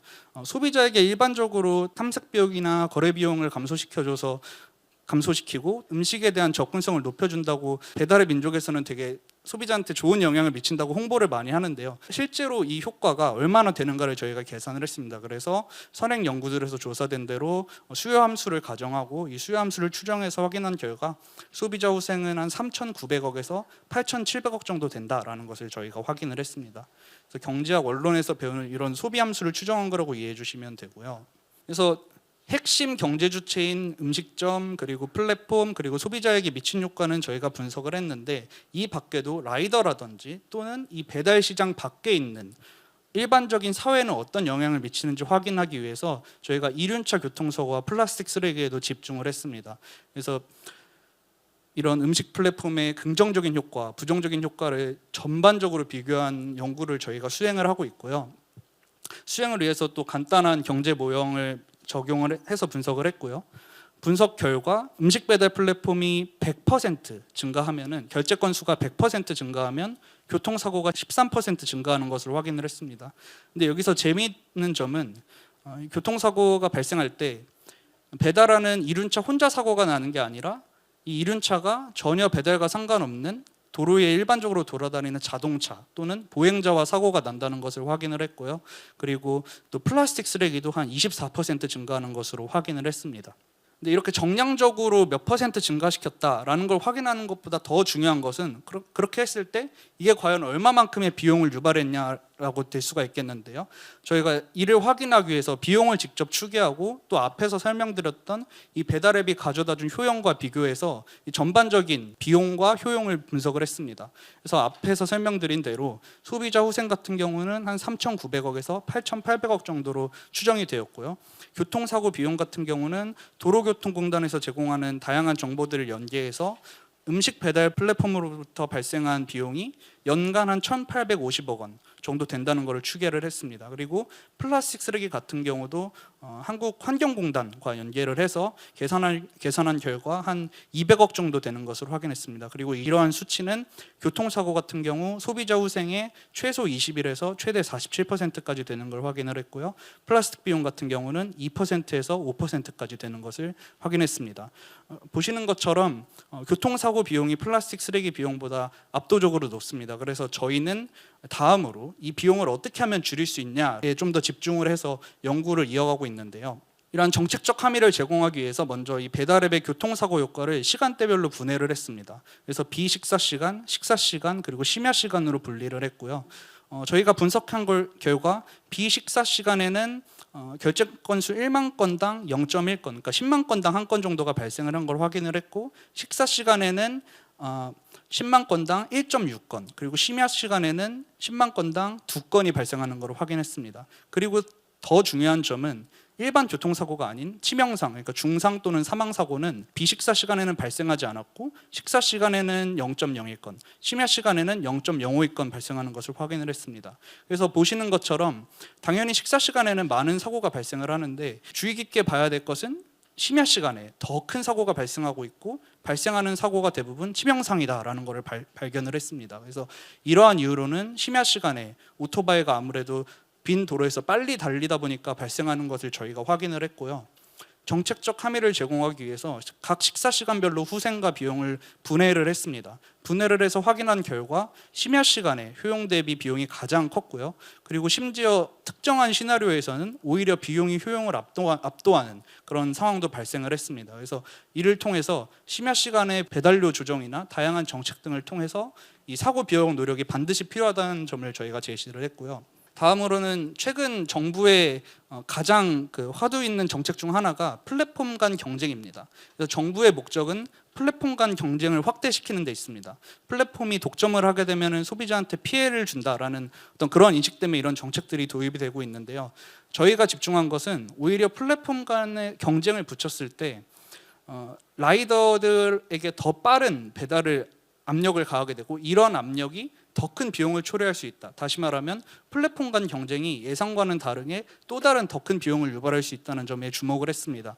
그래서 저희가 지역별로 이 플랫폼 경쟁 정도를 매저를 하고요. 그리고 이 매저를 토대로 이 경쟁이 추가로 발생했을 때 과연 사고에는 어떤 영향을 미치는가를 분석한 결과 경쟁 지역에서 5에서 8% 추가적인 교통사고가 유발하는 것을 확인을 했습니다. 이를 통해서 어떤 플랫폼 경쟁 정책에 대한 정책적 함의도 제공을 했습니다. 그래서 결론입니다. 배달 플랫폼의 경제적 효과는 작은 음식점에겐 기회가 될 수 있고 또 소비자에게도 다양한 후생을 제공했고 이 와중에 플랫폼 기업은 상대적으로 작은 이윤을 가져가고 있다라는 저희가 결론을 얻을 수 있었고요. 플랫폼의 효과를 좀 더 세부적으로 보기 위해서 사회적 비용을 함께 분석한 결과 교통사고와 플라스틱 비용도 상당히 발생하고 있다는 것을 저희가 발견을 하고 이 비용을 감소시키기 위한 다양한 정책적 함의도 제공을 했습니다. 제가 이 BK21 사업단에서 지원을 받아서 하고 있는 연구는 이 정도로 마무리를 하고요. 제 발표를 들으셔서 감사합니다. 자, 이제 본 행사의 마지막 순서인 휴스 사회구조사업단의 소개 및 성과 발표가 이어지겠습니다.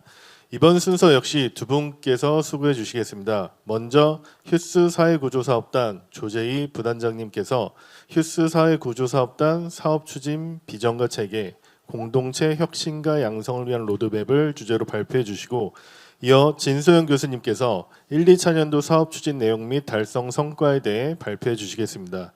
먼저 조재희 부단장님을 단상으로 모시겠습니다. 네, 안녕하십니까. 휴스 사회구조 사업단의 사업 추진 비전과 체계에 대해서 발표할 미디어 엔터테인먼트학과 조재희 교수입니다. 네. 일단 굉장히 장시간 동안 앉아 계시는데 힘드실 텐데 거의 끝나갑니다. 거의 끝나가고 그리고 저희가 이제 공동체 혁신과 양성을 위한 로드맵 이렇게 돼 있고 저희의 목표는 공동체 혁신가를 양성하는 건데요.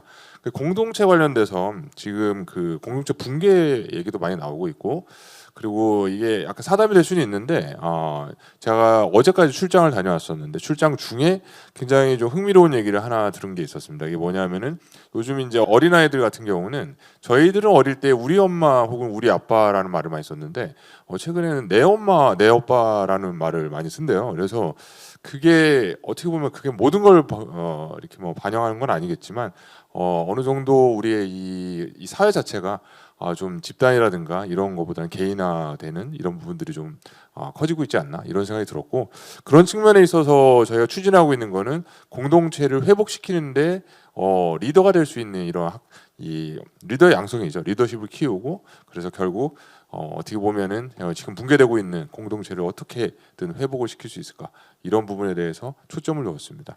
그래서 목차는 다음과 같고요. 사업단은 저희는 5개 대학이 참여를 하고 있고 저희가 주관을 맡고 있습니다. 그래서 지금 총 사업단장은 김영수 교수님께서 총 사업단장을 맡고 계시고요. 그리고 이제 5개 대학의 단장분들, 이제 나머지 4개 대학의 단장분들이 있고요. 그래서 대전대, 원광대, 그리고 단국대, 상명대학교, 그리고 저희 학교에서 5개 대학의 콘소시엄을 꾸려서 지금 진행을 하고 있고요.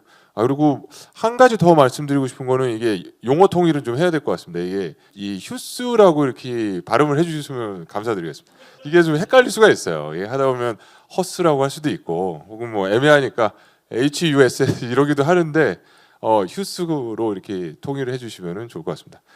그리고 저희 사업단은 이렇게 구성이 되어 있고요. 사업단장 협의회가 이제 있고 거기서 총 사업단장을 맡고 계신 김영수 교수님께서 회장을 이제 맡게 되는 거죠. 위원장을 맡게 되고요. 그리고 그 밑에 이제 위원회가 있고 그리고 센터가 있습니다. 그리고 각각의 대학교에서 이렇게 역할이 좀 다릅니다. 그래서 서강대 같은 경우는 미래융합교육센터에서 이제 앞으로 우리가 어떤 식으로 커리를 준비할지 이런 부분에 대해서 저희가 논의를 하고 있고요. 그리고 이제 단국 예를 들어서 단국대 같은 경우는 공유인프라센터, 그리고 원광대는 뭐 지산학, 연계센터 등등 역할을 좀 나눠서 담당을 하고 있다 말씀을 드리고 싶고, 비전 중에 핵심은 왼쪽 밑에 나와 있는데 공동체의 건강한 생태계 구축을 통한 사회구조 변화에 대응할 융합인재를 양성합니다. 그래서 인문사회 융합인재 양성 사업이기 때문에 어떻게 보면은 특히 이제 포커스를 어떻게든 공동체에 지금 무너져가고 있는 공동체를 회복시킬 수 있을까, 이런 부분에서 초점을 두고 있다라고 보면 되고요. 그리고 핵심 역량을 4가지로 잡아서 진행을 했습니다. 그래서 교감력, 통찰력, 그리고 혁신력, 실행력. 주요 내용은 자료를 좀 참고하시면 될 것 같고요. 그리고 진로 유형도 저희는 이제 분석가, 그리고 창작자, 전략가, 실천가, 그리고 여기 안에 내용들을 보면은 그 어떻게 보면 건강한 공동체의 어떤 생태계죠. 생태계를 구축하는 데 있어서 필요한 데이터를 분석하고, 그리고 이제 전략을 이제 기획을 해야 되죠. 그리고 어떻게 좀 창의력을 발휘해서 실천할 수 있는가, 이런 부분들을 그 중에 특히 어느 부분에 초점을 둘 것인가에 따라서 이렇게 진로 유형을 좀 나누고자 했었고요. 저희가 이제 전공과 트랙으로 나눠지는데, 전공 같은 경우는 가족교육, 조직산업, 도시지역, 문화세대, 그리고 트랙 같은 경우는 이제 분석가, 창작자, 전략가, 실천가 이런 식으로 진행이 되고 있고, 기초소양교육과정 같은 경우는 이 과정 중에 저희가 그 두 과목을 이제 그 수강을 해야 됩니다. 필수적으로 수강을 해야 되고요. 그리고 심화 융합교육과정 같은 경우는 지금 63개 과목이 지금 개발을 진행이 되거나, 그리고 최종적으로는 개발이 될 계획입니다. 개발이 될 계획이고, 지금 제가 조금 빨리 진행을 하는 이유는 이 진소연 박사님께서 좀 더 상세한 내용을 말씀을 드릴 거기 때문에 저는 개괄만 이제 하고 하는 것으로 하고요. 그리고 교육과정 외에 그 비교과 과정 같은 경우는 비교과도 저희가 꾸준히 지금 다양하게 지금 개발을 하고 있습니다. 그리고 이 중에서 가장 초점을 두는 것 중에 하나가 지역 현안 해결 같은 경우는 이 지역 한국 내에서의 지역뿐만 아니라 외국에 있어서의 지역 현안 관련된 이런 비교과 활동도 지금 진행을 하고 있고요. 그 중에 하나 비교과 활동 중에 지금 이 서강대에서 진행했던 청년 영화제 이게 있고, 그리고 좀 전에 말씀드렸던 이 지역 현안 문제 해결로는 이 몽골 커뮤니티에서 몽골에 이제 학생들이 가서, 그래서 몽골에서 이슈가 되고 있는 어떻게 문제들을 같이 몽골 학생들과 이제 해결을 해 나가는 그런 비교과 프로그램들도 진행을 하고 있습니다. 제가 맡은 파트는 짧게 여기까지고요. 그리고 여기는 저 포와 옹이라고 저희가 그 개발한 캐릭터입니다. 왼쪽이 포, 오른쪽이 옹입니다. 예, 여기까지 하겠습니다. 감사합니다. 이어서 진소연 교수님께서 발표를 진행해 주시겠습니다. 네, 안녕하세요. 저는 휴스 사회구조 사업단 연구교수 진소연이라고 합니다. 네, 저희 앞에서 조재희 분단장님께서 이제 개괄적으로 말씀을 해주셨는데요. 저는 저희 사회구조 사업단에서 1, 2차년도 진행했었던 사업 추진 내용과 그에 따른 달성 성과에 대해서 말씀을 드리고, 저희 휴스 사회구조 사업단을 여러분들께 소개를 해드리려고 합니다. 목차는 다음과 같습니다. 간단하게 봐주시고요. 사실 조재희 부단장님께서 잘 설명을 해주셨지만 휴스 사회구조 사업단 같은 경우에는 공동체 혁신가라고 명명이 되고 있는 융합인재 양성을 목표로 사업을 추진을 하고 있습니다. 그래서 본 사업단에서 운영하는 가장 중요한 핵심적인 사업은 정규 교육과정을 운영을 해서 우리 많은 학생들이 이 교과목을 우수를 해서 융합인재로 배출하는 것을 목표로 하고 있습니다. 있습니다. 그래서 이러한 융합 인재가 갖추어야 할 핵심 역량으로 저희가 4가지의 핵심 역량을 지금 꼽고 있고요. 교감력, 통찰력, 혁신력, 실행력이라고 하는 이 4가지 역량을 함양시키기 위해서 다양한 정규 교과목들을 개발을 하고 있습니다. 사실 정규 교과목을 개발해서 운영하는 것에 있어서 많은 선생님들도 아시겠지만 큰 비용이 발생을 합니다. 그래서 저희 사업단 같은 경우에는 사실 인문사회 계열의 사업들 중에서 국가 정부재정 사업 중에서 그래도 꽤 큰 규모로서 30억에 해당하는 사업이고요. 30억 중에서 주간대학인 저희 학교 같은 경우는 13억 정도 저희가 이제 담당을 해서 진행을 하고 있고 매해 그리고 단계를 진행을 할수록 저희가 증액을 할 것으로 기대를 하고 있습니다. 그래서 사실 정규교육과정이 저희가 좀 핵심 포인트이다 보니 제가 정규교육과정에 대해서 간단하게 조금 먼저 말씀을 드리고자 하는데요. 저희는 크게 기초소양 과목과 전공 심화 융합 교과목 이 2가지 형태로 진행이 됩니다. 그래서 기초소양 교과목 같은 경우에는 총 6과목으로 구성이 되어 있는데요. 한 가지는 CI50이라고 해서 저희 마이크로 컨텐츠 25분 분량으로 진행된 제작되고 개발되는 마이크로 컨텐츠 50개로 구성된 한 개 교과목이 있고 그 외에 5교과목 같은 경우에는 3학점짜리 정규 교과목입니다. CI50 같은 경우에도 정규 교과목이지만 저희가 2학점짜리로 운영을 하고 있고요. 그래서 이렇게 6가지의 기초소양 교과목으로 구성이 되는 기초소양 파트가 있고 두 번째는 심화융합 교육과정으로서 이러한 코스케어라고 하는 교육과정을 저희가 마련을 하고 있습니다. 그래서 심화융합 교육과정 같은 경우에는 이제 앞에서 말씀드렸던 저희의 4가지의 전공 그리고 4가지의 트랙, 4가지의 유형, 4가지의 진로 유형, 4가지의 역량 이런 것들을 총망라해서 저희 미래융합 교육센터에서 이제 계속해서 개발을 하고 진행을 하고 교육과정을 체계적으로 마련을 하고 있습니다. 그래서 심화융합 교과목에 대해서 또 간단하게 조금 말씀을 드리면요. 저희 교과 과정은 크게 4가지의 전공 영역을 가지고 있습니다. 그래서 첫 번째는 가족교육 영역이고요. 이 가족교육 영역 안에는 16개의 교과목이 존재를 하고 있습니다. 배치를 하고 있습니다. 그래서 보시면 저희가 또 이 전공 교과목 안에는 수준별로 저희가 나눠놓고 있는데 초급, 중급, 고급은 사실 어떤 내용적인 측면에서의 구분도 있지만 수업 방식에 따라서 조금 수준이 구분이 되는 교과목들입니다. 특히 고급 과목에 배치되어 있는 과목들은 리빙랩이나 캡스톤 디자인으로 저희가 수업을 개발을 해서 우리 학생들과 교수자가 더욱더 상호작용을 하고 또 우리 학생들이 실질적으로 사회에서 필요한 역량들 그리고 실질적으로 인턴이나 취업까지는 아니지만 그래도 실습의 경험, 실전의 경험을 쌓을 수 있는 그런 교과목들로 저희가 개발을 하고 운영을 하고 있습니다. 두 번째는 조직산업 영역 안에는 저희가 14개의 교과목이 진행이 되고 있고요. 그래서 이 역시도 조금 전에 말씀드렸던 것처럼 고급 과목에서는 저희가 캡스톤 디자인의 교과목들을 배치를 하고 있습니다. 문화세대 교과목 같은 경우에도 저희가 15과목을 배치를 하고 있고요. 다양한 교과목들이 있고 이러한 자세한 저희 정규 교과목들은 저희 홈페이지나 다양한 홍보 채널에서 저희가 홍보를 하고 있어서 선생님들께서 유심히 살펴봐 주시면 감사하겠습니다. 그리고 마지막 도시지역 교과목 같은 경우에도 저희가 12과목, 12개의 교과목을 배치를 하고 있고 우리 학생들이 이렇게까지 해서 총 63과목 안에서 우리 다양한 학생들이 선택을 해서 교과목들을 이수하는 그런 과정들을 밟고 있습니다. 그리고 한 가지 말씀드리고 싶은 것은 사실 이 교과목 저희 휴스 사회구조 사업단 같은 경우에는 저희가 단순한 그런 사업이나 뭐 단편적이고 일회성의 사업이 아니라 좀 학위 과정을 운영하는 사업입니다. 그렇다 보니 서강대에서는 저희가 작년에 이제 최종 저희가 승인을 받은 공동체 혁신 연계 전공이라고 하는 전공을 설치를 해서 운영을 하고 있고요. 저희 앞에서 말씀드렸다시피 저희 본 사업은 콘소시엄 사업이기 때문에 단국대와 대전대 같은 경우에는 학부를 아예 단국대와 대전대 본교에 학부를 설치를 해서 운영을 하고 있고 그다음에 저희 서강대, 상면대, 원광대 같은 경우에는 전공을 설치를 해서 운영을 하고 있는 정규 교육과정이다라고 하는 점을 꼭 알아주셨으면 감사하겠습니다. 저희 1, 2차년도 진행했던 사업 추진 내용과 그에 따른 성과에 대해서 말씀드리려고 하는데요. 첫 번째 추진 내용 같은 경우에는 저희가 앞서서 말씀드렸던 기초소양 교과목, 심화융합 교과목을 개발 개발을 하고 개설을 한 부분입니다.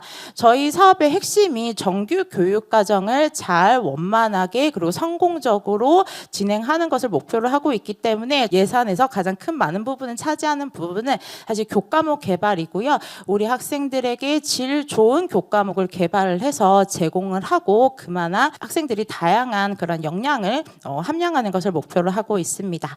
그래서 1차년도 사업 기간은 저희가 사실 2024학년도 2학기 7월부터 본 사업에 선정이 돼서 실행을 했습니다. 그래서 1차년도 같은 경우에는 2024학년도 2학기에 해당하는 사업이고요. 그래서 1차년도에서는 저희가 CIU 50을 시작으로 해서 공통 교과목인 5개 교과목을 개발을 완료했습니다. CIU 50 같은 경우에는 마이크로 콘텐츠 50개로 구성되어 있는 교과목인데요. 또 저희 사업 단장님이신 김영수 단장님 이하 다양한 교수님들께서 참여해 주셔서 공동체 혁신과 융합인재가 갖추어야 할 다양한 역량들 그리고 현재 이 현 시점에서 우리 사회가 필요로 하는 전문가들 예를 들어 사회복지사가 있을 수도 있고 아니면 변호사, 회계사, 영화감독 등등등 인문사회 계열에 필요한 다양한 직업군들 전문가 선생님들을 저희가 섭외를 해서 그 직업에 대한 간단한 소개와 앞으로의 진로와 사회적 필요성 등등등에 대한 그런 마이크로 컨텐츠 50개로 구성된 교과목이 CIU 50 교과목입니다. 그리고 오른쪽에서 보시는 그 교과목은 저희 함께 참여학과이신 국어국문학과 우찬재 교수님의 교과목인 문학으로 바라본 현대사회인데요. 인문사회학 계열의 학생들뿐만 아니라 사실 요새 AI라고 하는 것이 굉장히 중요한 핵심 산업이고 사회 환경 변화의 핵심 중심에 있는 그런 포인트이긴 하지만 인문사회 계열 안에서도 어떤 인문학이라고 하는 것은 우리가 정말 죽을 때까지 생명이 다할 때까지 계속해서 함양해야 될 부분이기 때문에 문학으로 바라본 현대사회라고 하는 교과목을 저희가 공통 교과목으로 선정을 해서 또 저희가 첫 학기에 대표 강좌로 선정을 해서 저희가 학생들에게 제공을 하고 또 많은 만족도도 높게 저희가 운영을 했습니다. 그리고 두 번째 추진 내용 같은 경우에는 저희가 이러한 정규 교육 과정이 사실은 2024학년도 2학기 때 바로 선정이 되고 사업이 시행이 되었다 보니까 사실 시기적으로 매우 촉박했습니다. 그래서 바로 정규 학기를 운영하지는 못했고 다만 그래도 서둘러서 저희가 집중 이수제를 운영을 했습니다. 그래서 앞에서 말씀드렸던 6가지의 공통 교과목 6과목을 가지고 집중 이수제를 운영을 하기 위해서 포털 시스템을 빠르게 구축을 해서 저희 서강대의 사이버 캠퍼스가 아니라 휴스 사회구조 사업단만의 별도의 플랫폼을 통해서 저희는 집중 이수제를 운영을 했고 현재도 운영 중에 있습니다. 그리고 세 번째는 저희 다양한 학사 관련 안내나 홍보 등을 위해서 홈페이지를 구축을 해서 운영을 하고 있고요. 사실은 요것은 이제 저희가 사업을 좀 진행을 하다 보니 저희 휴스 사회구조 사업단뿐만 아니라 이 휴스 사업은 10개의 컨소시엄이 지금 선정이 돼서 운영이 되고 있는데요. 사실 타 컨소시엄보다 휴스 사회구조 사업단의 컨소시엄의 홈페이지가 굉장히 활발하게 저희가 적극적으로 어떻게든 좀 홍보도 많이 하고 활성화되고 비싼 돈을 들어서 재원을 투입을 해서 저희가 만들어 놨는데 이것이 무의미해지지 않도록 최대한 노력을 하고 있고 또 우리 학생들 함께하는 서포터즈 학생들이 많은 컨텐츠들을 또 만들어서 여기다가 게시를 하고 저희가 여러모로 활용을 잘 하고 있습니다. 그래서 홈페이지뿐만 아니라 저희는 다양한 홍보 채널도 다 운영을 하고 있는데요. 인스타그램이나 네이버 블로그나 그리고 현재 가장 또 핫하고 가장 법률적인 플랫폼인 유튜브 채널까지 저희가 다 오픈을 해서 계정을 가지고 적극적으로 운영을 하고 활용을 하고 있습니다. 네, 이렇게 해서 저희가 1차년도 사업을 종료했을 때 달성 성과에 대해서 간단하게 정리를 해봤는데요. 사실 저희는 정규 교육 과정이 가장 핵심적인 사업 내용이다 보니 사실상 이걸 지원하고 있는 교육부나 한국연구재단에서도 이러한 달성 지표들을 제시를 하고 있습니다. 모든 사업들이 목표로 하는 그런 달성 수치가 있겠지만 저희 사회구조 사업단 휴스 사업 같은 경우에는 정규교육 과목의 개발 건수, 운영 건수, 이수자 수, 만족도까지가 굉장히 중요한 핵심 지표로 제시가 되고 있고요. 목표는 보시는 바와 같고 그래서 저희가 그래도 다 달성률을 1차년도에도 굉장히 다 높게 100% 이상 다 달성을 했습니다. 정규 교과목 이수자가 저희가 첫 학기 때 그래도 600명으로 잡았는데 1,573명 정도를 달성을 했고요.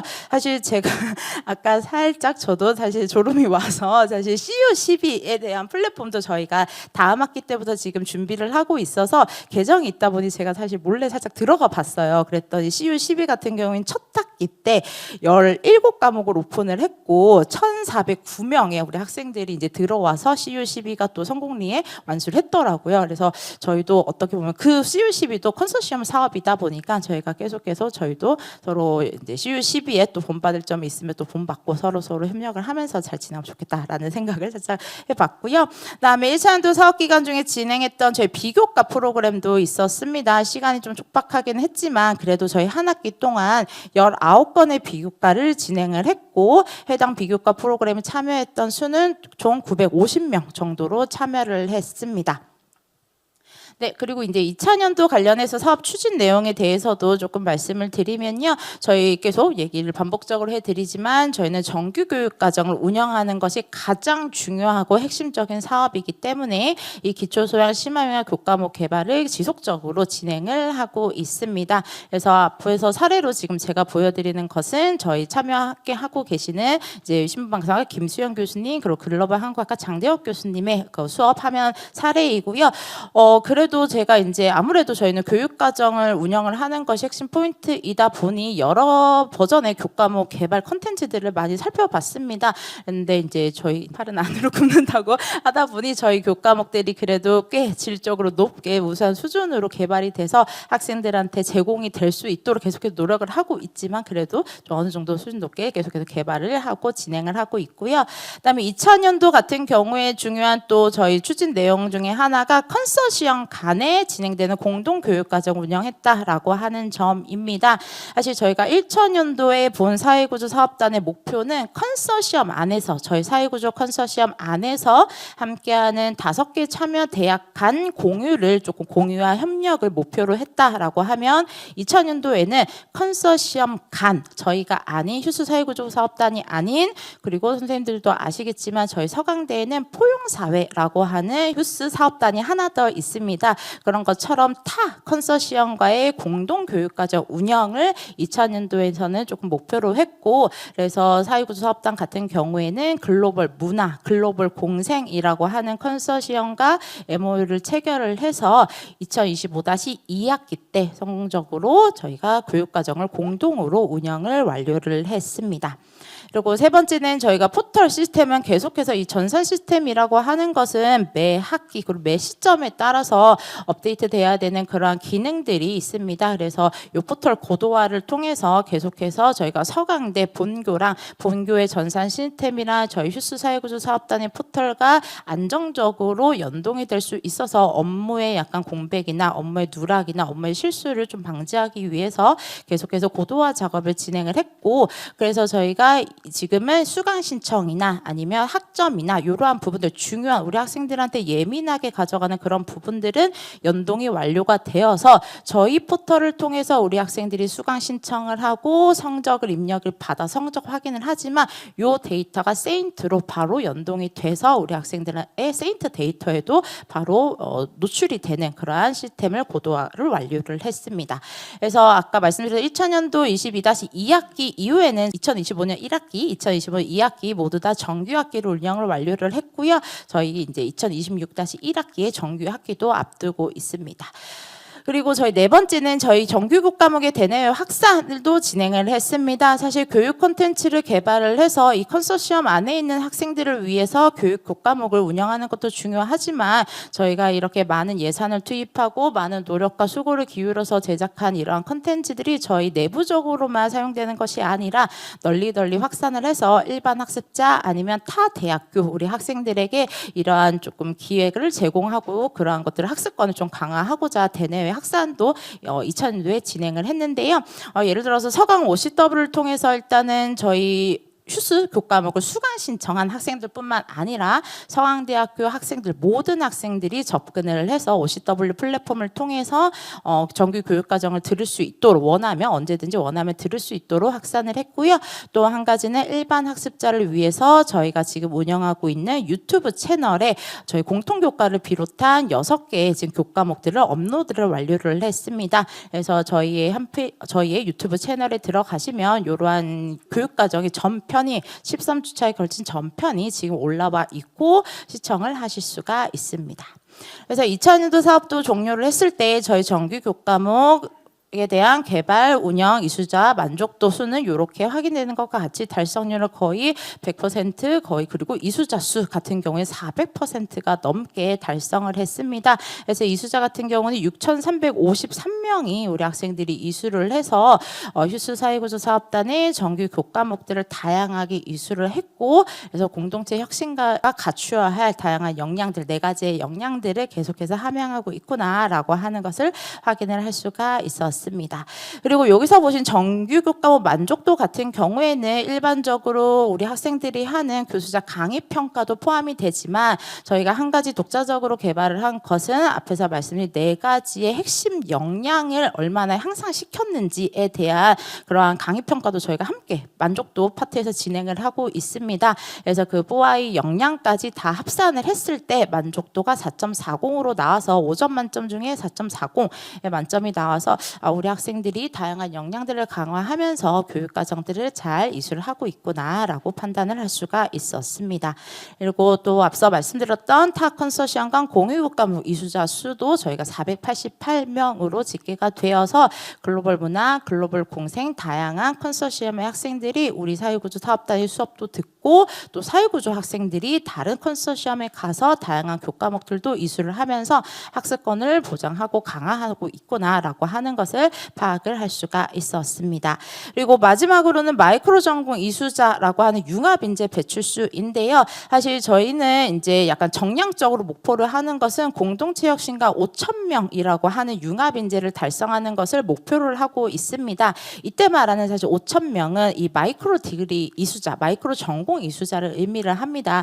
사실 이때 말하는 융합 인재를 엄밀히 정말 말하면 공동체 혁신 학과에 입학을 해서 졸업까지 한 그러한 전공생들을 말할 수 있겠지만, 사실상 이 학위 과정이 시작한 지 아직 1년 반밖에 되지 않았고 계속해서 사업이 진행되면서 그곳은 저희가 좀 개선해야 될 부분이긴 하지만, 그래서 저희는 이제 마이크로 전공 이수자로 보고 있고요. 저희가 2000년 사업 기간 동안 지금 161명으로 집계가 되었는데, 사실 요거는 저희가 자료를 제출한 시점에 161명이었고요. 추가적으로 조금 더 카운팅이 되어서 약 178명 정도가 지금 2차년도 이수자로 배출이 될 예정입니다. 그래서 저희가 계속해서 정규 교육과정들을 좀 개설을 하고 개발을 하고 계속 장기적으로 플랜을 짜서 다양한 많은 우리 학생들이 이수가 될 수 있도록 사업단 자체적으로도 노력을 하고자 합니다. 네, 그리고 저희 또 이제 2000년도에 진행했던 비교과 프로그램은 33건이었습니다. 이 다양한 비교과 프로그램은 저희가 목표로 하는 이 공동체 혁신가라고 하는 키포인트에 다 주제에 부합하는 비교과 프로그램들로 진행이 되었고요. 그래서 이러한 프로그램에 참여한 총 학생 수는 2,698명이 참여를 해서 매 비교과 프로그램마다 그래도 양적으로 질적으로 성공적으로 완료가 되었다라고 자체적으로 평가를 한 바가 있습니다. 그리고 비교과 프로그램 관련해서 요 한 가지만 제가 사례로 슬라이드에 넣어봤는데요. 약간 빵코톤이라고 해서 약간 우스꽝스러운 이름일 수도 있는데, 요새 베이커리라고 하는 게 굉장히 전 세계적으로 어떤 음식 문화, 식문화에서 굉장히 핵심 화두에 있습니다. 그래서 저희가 이 빵코톤이라고 하는 것은 지역 베이커리가 지역 활성화를 위해서 약간 기여할 수 있는 바, 그리고 어떤 대기업에 의한 베이커리의 장악이 아니라 지역 베이커리들과 그리고 지역 공동체가 상생할 수 있는 방안, 방향이 무엇이 있을까를 우리 학생들이 참여를 해서 아이디어톤, 해커톤을 했던 프로그램이었고요. 이것은 저희가 사전 프로그램도 진행을 하고 2차 모임도 진행을 하고 3차 모임까지 진행을 해서 좀 장기적으로 진행을 했던 그러한 비교과 프로그램이었습니다. 그래서 1차 OT는 중간에 보시는 것처럼 서강대학교 다락방에서 저희가 진행을 했고, 2차 모임은 온라인으로 우리 학생들이 어떻게 준비를 하고 있는지 중간 점검을 했습니다. 그리고 마지막으로는 저희가 대전대에서 요새 전국적으로 한국에서 유명한 것이 성심당이잖아요. 많은 분들께서 아침 일찍 새벽같이 내려가셔가지고 성심당 줄 서서 빵 구매하시고 하는데, 요 성심당에 있는 대전대학교, 또 마침 저희 컨소시엄에 함께하고 있는 학교가 대전대학교이다 보니 대전대에서 1박 2일 동안 5개 대학 재학생이 50명이 함께 해서 아이디어 톤 대회를 개최를 했습니다. 그래서 이 1박 2일 동안에는 성심당의 이사님까지 참석을 해서 그 성심당이 어떻게 성공을 할 수 있었는지에 대한 스토리, 그리고 지역 활성화, 대전의 활성화를 위해서 어떻게 기여를 하고 노력을 하고 있는지에 대한 그런 강연도 해주시면서 우리 학생들한테 다양한 인사이트를 제공하는 그런 시간도 가졌습니다. 네, 그리고 마지막으로 저희가 정규교육과정이라고 하는 것이 본 사업의 핵심 사업이기 때문에 사실 많은 재원과 예산을 교육과정 개발에 투입하고 있는 것이 사실입니다. 그럼에도 불구하고 사실 우리 학생들이 올 수 있는, 아까 김성현 교수께서 말씀하셨던 것처럼 학생들이 좀 올 수 있는 그런 학교의 환경을 마련하기 위해서는 또 공간도 계속해서 정비를 해 나가고, 우리 학생들이 조금 쉬고 또 앉아서 안전하고 건강하게 공부할 수 있는 공간도 구축이 마련이 필요합니다.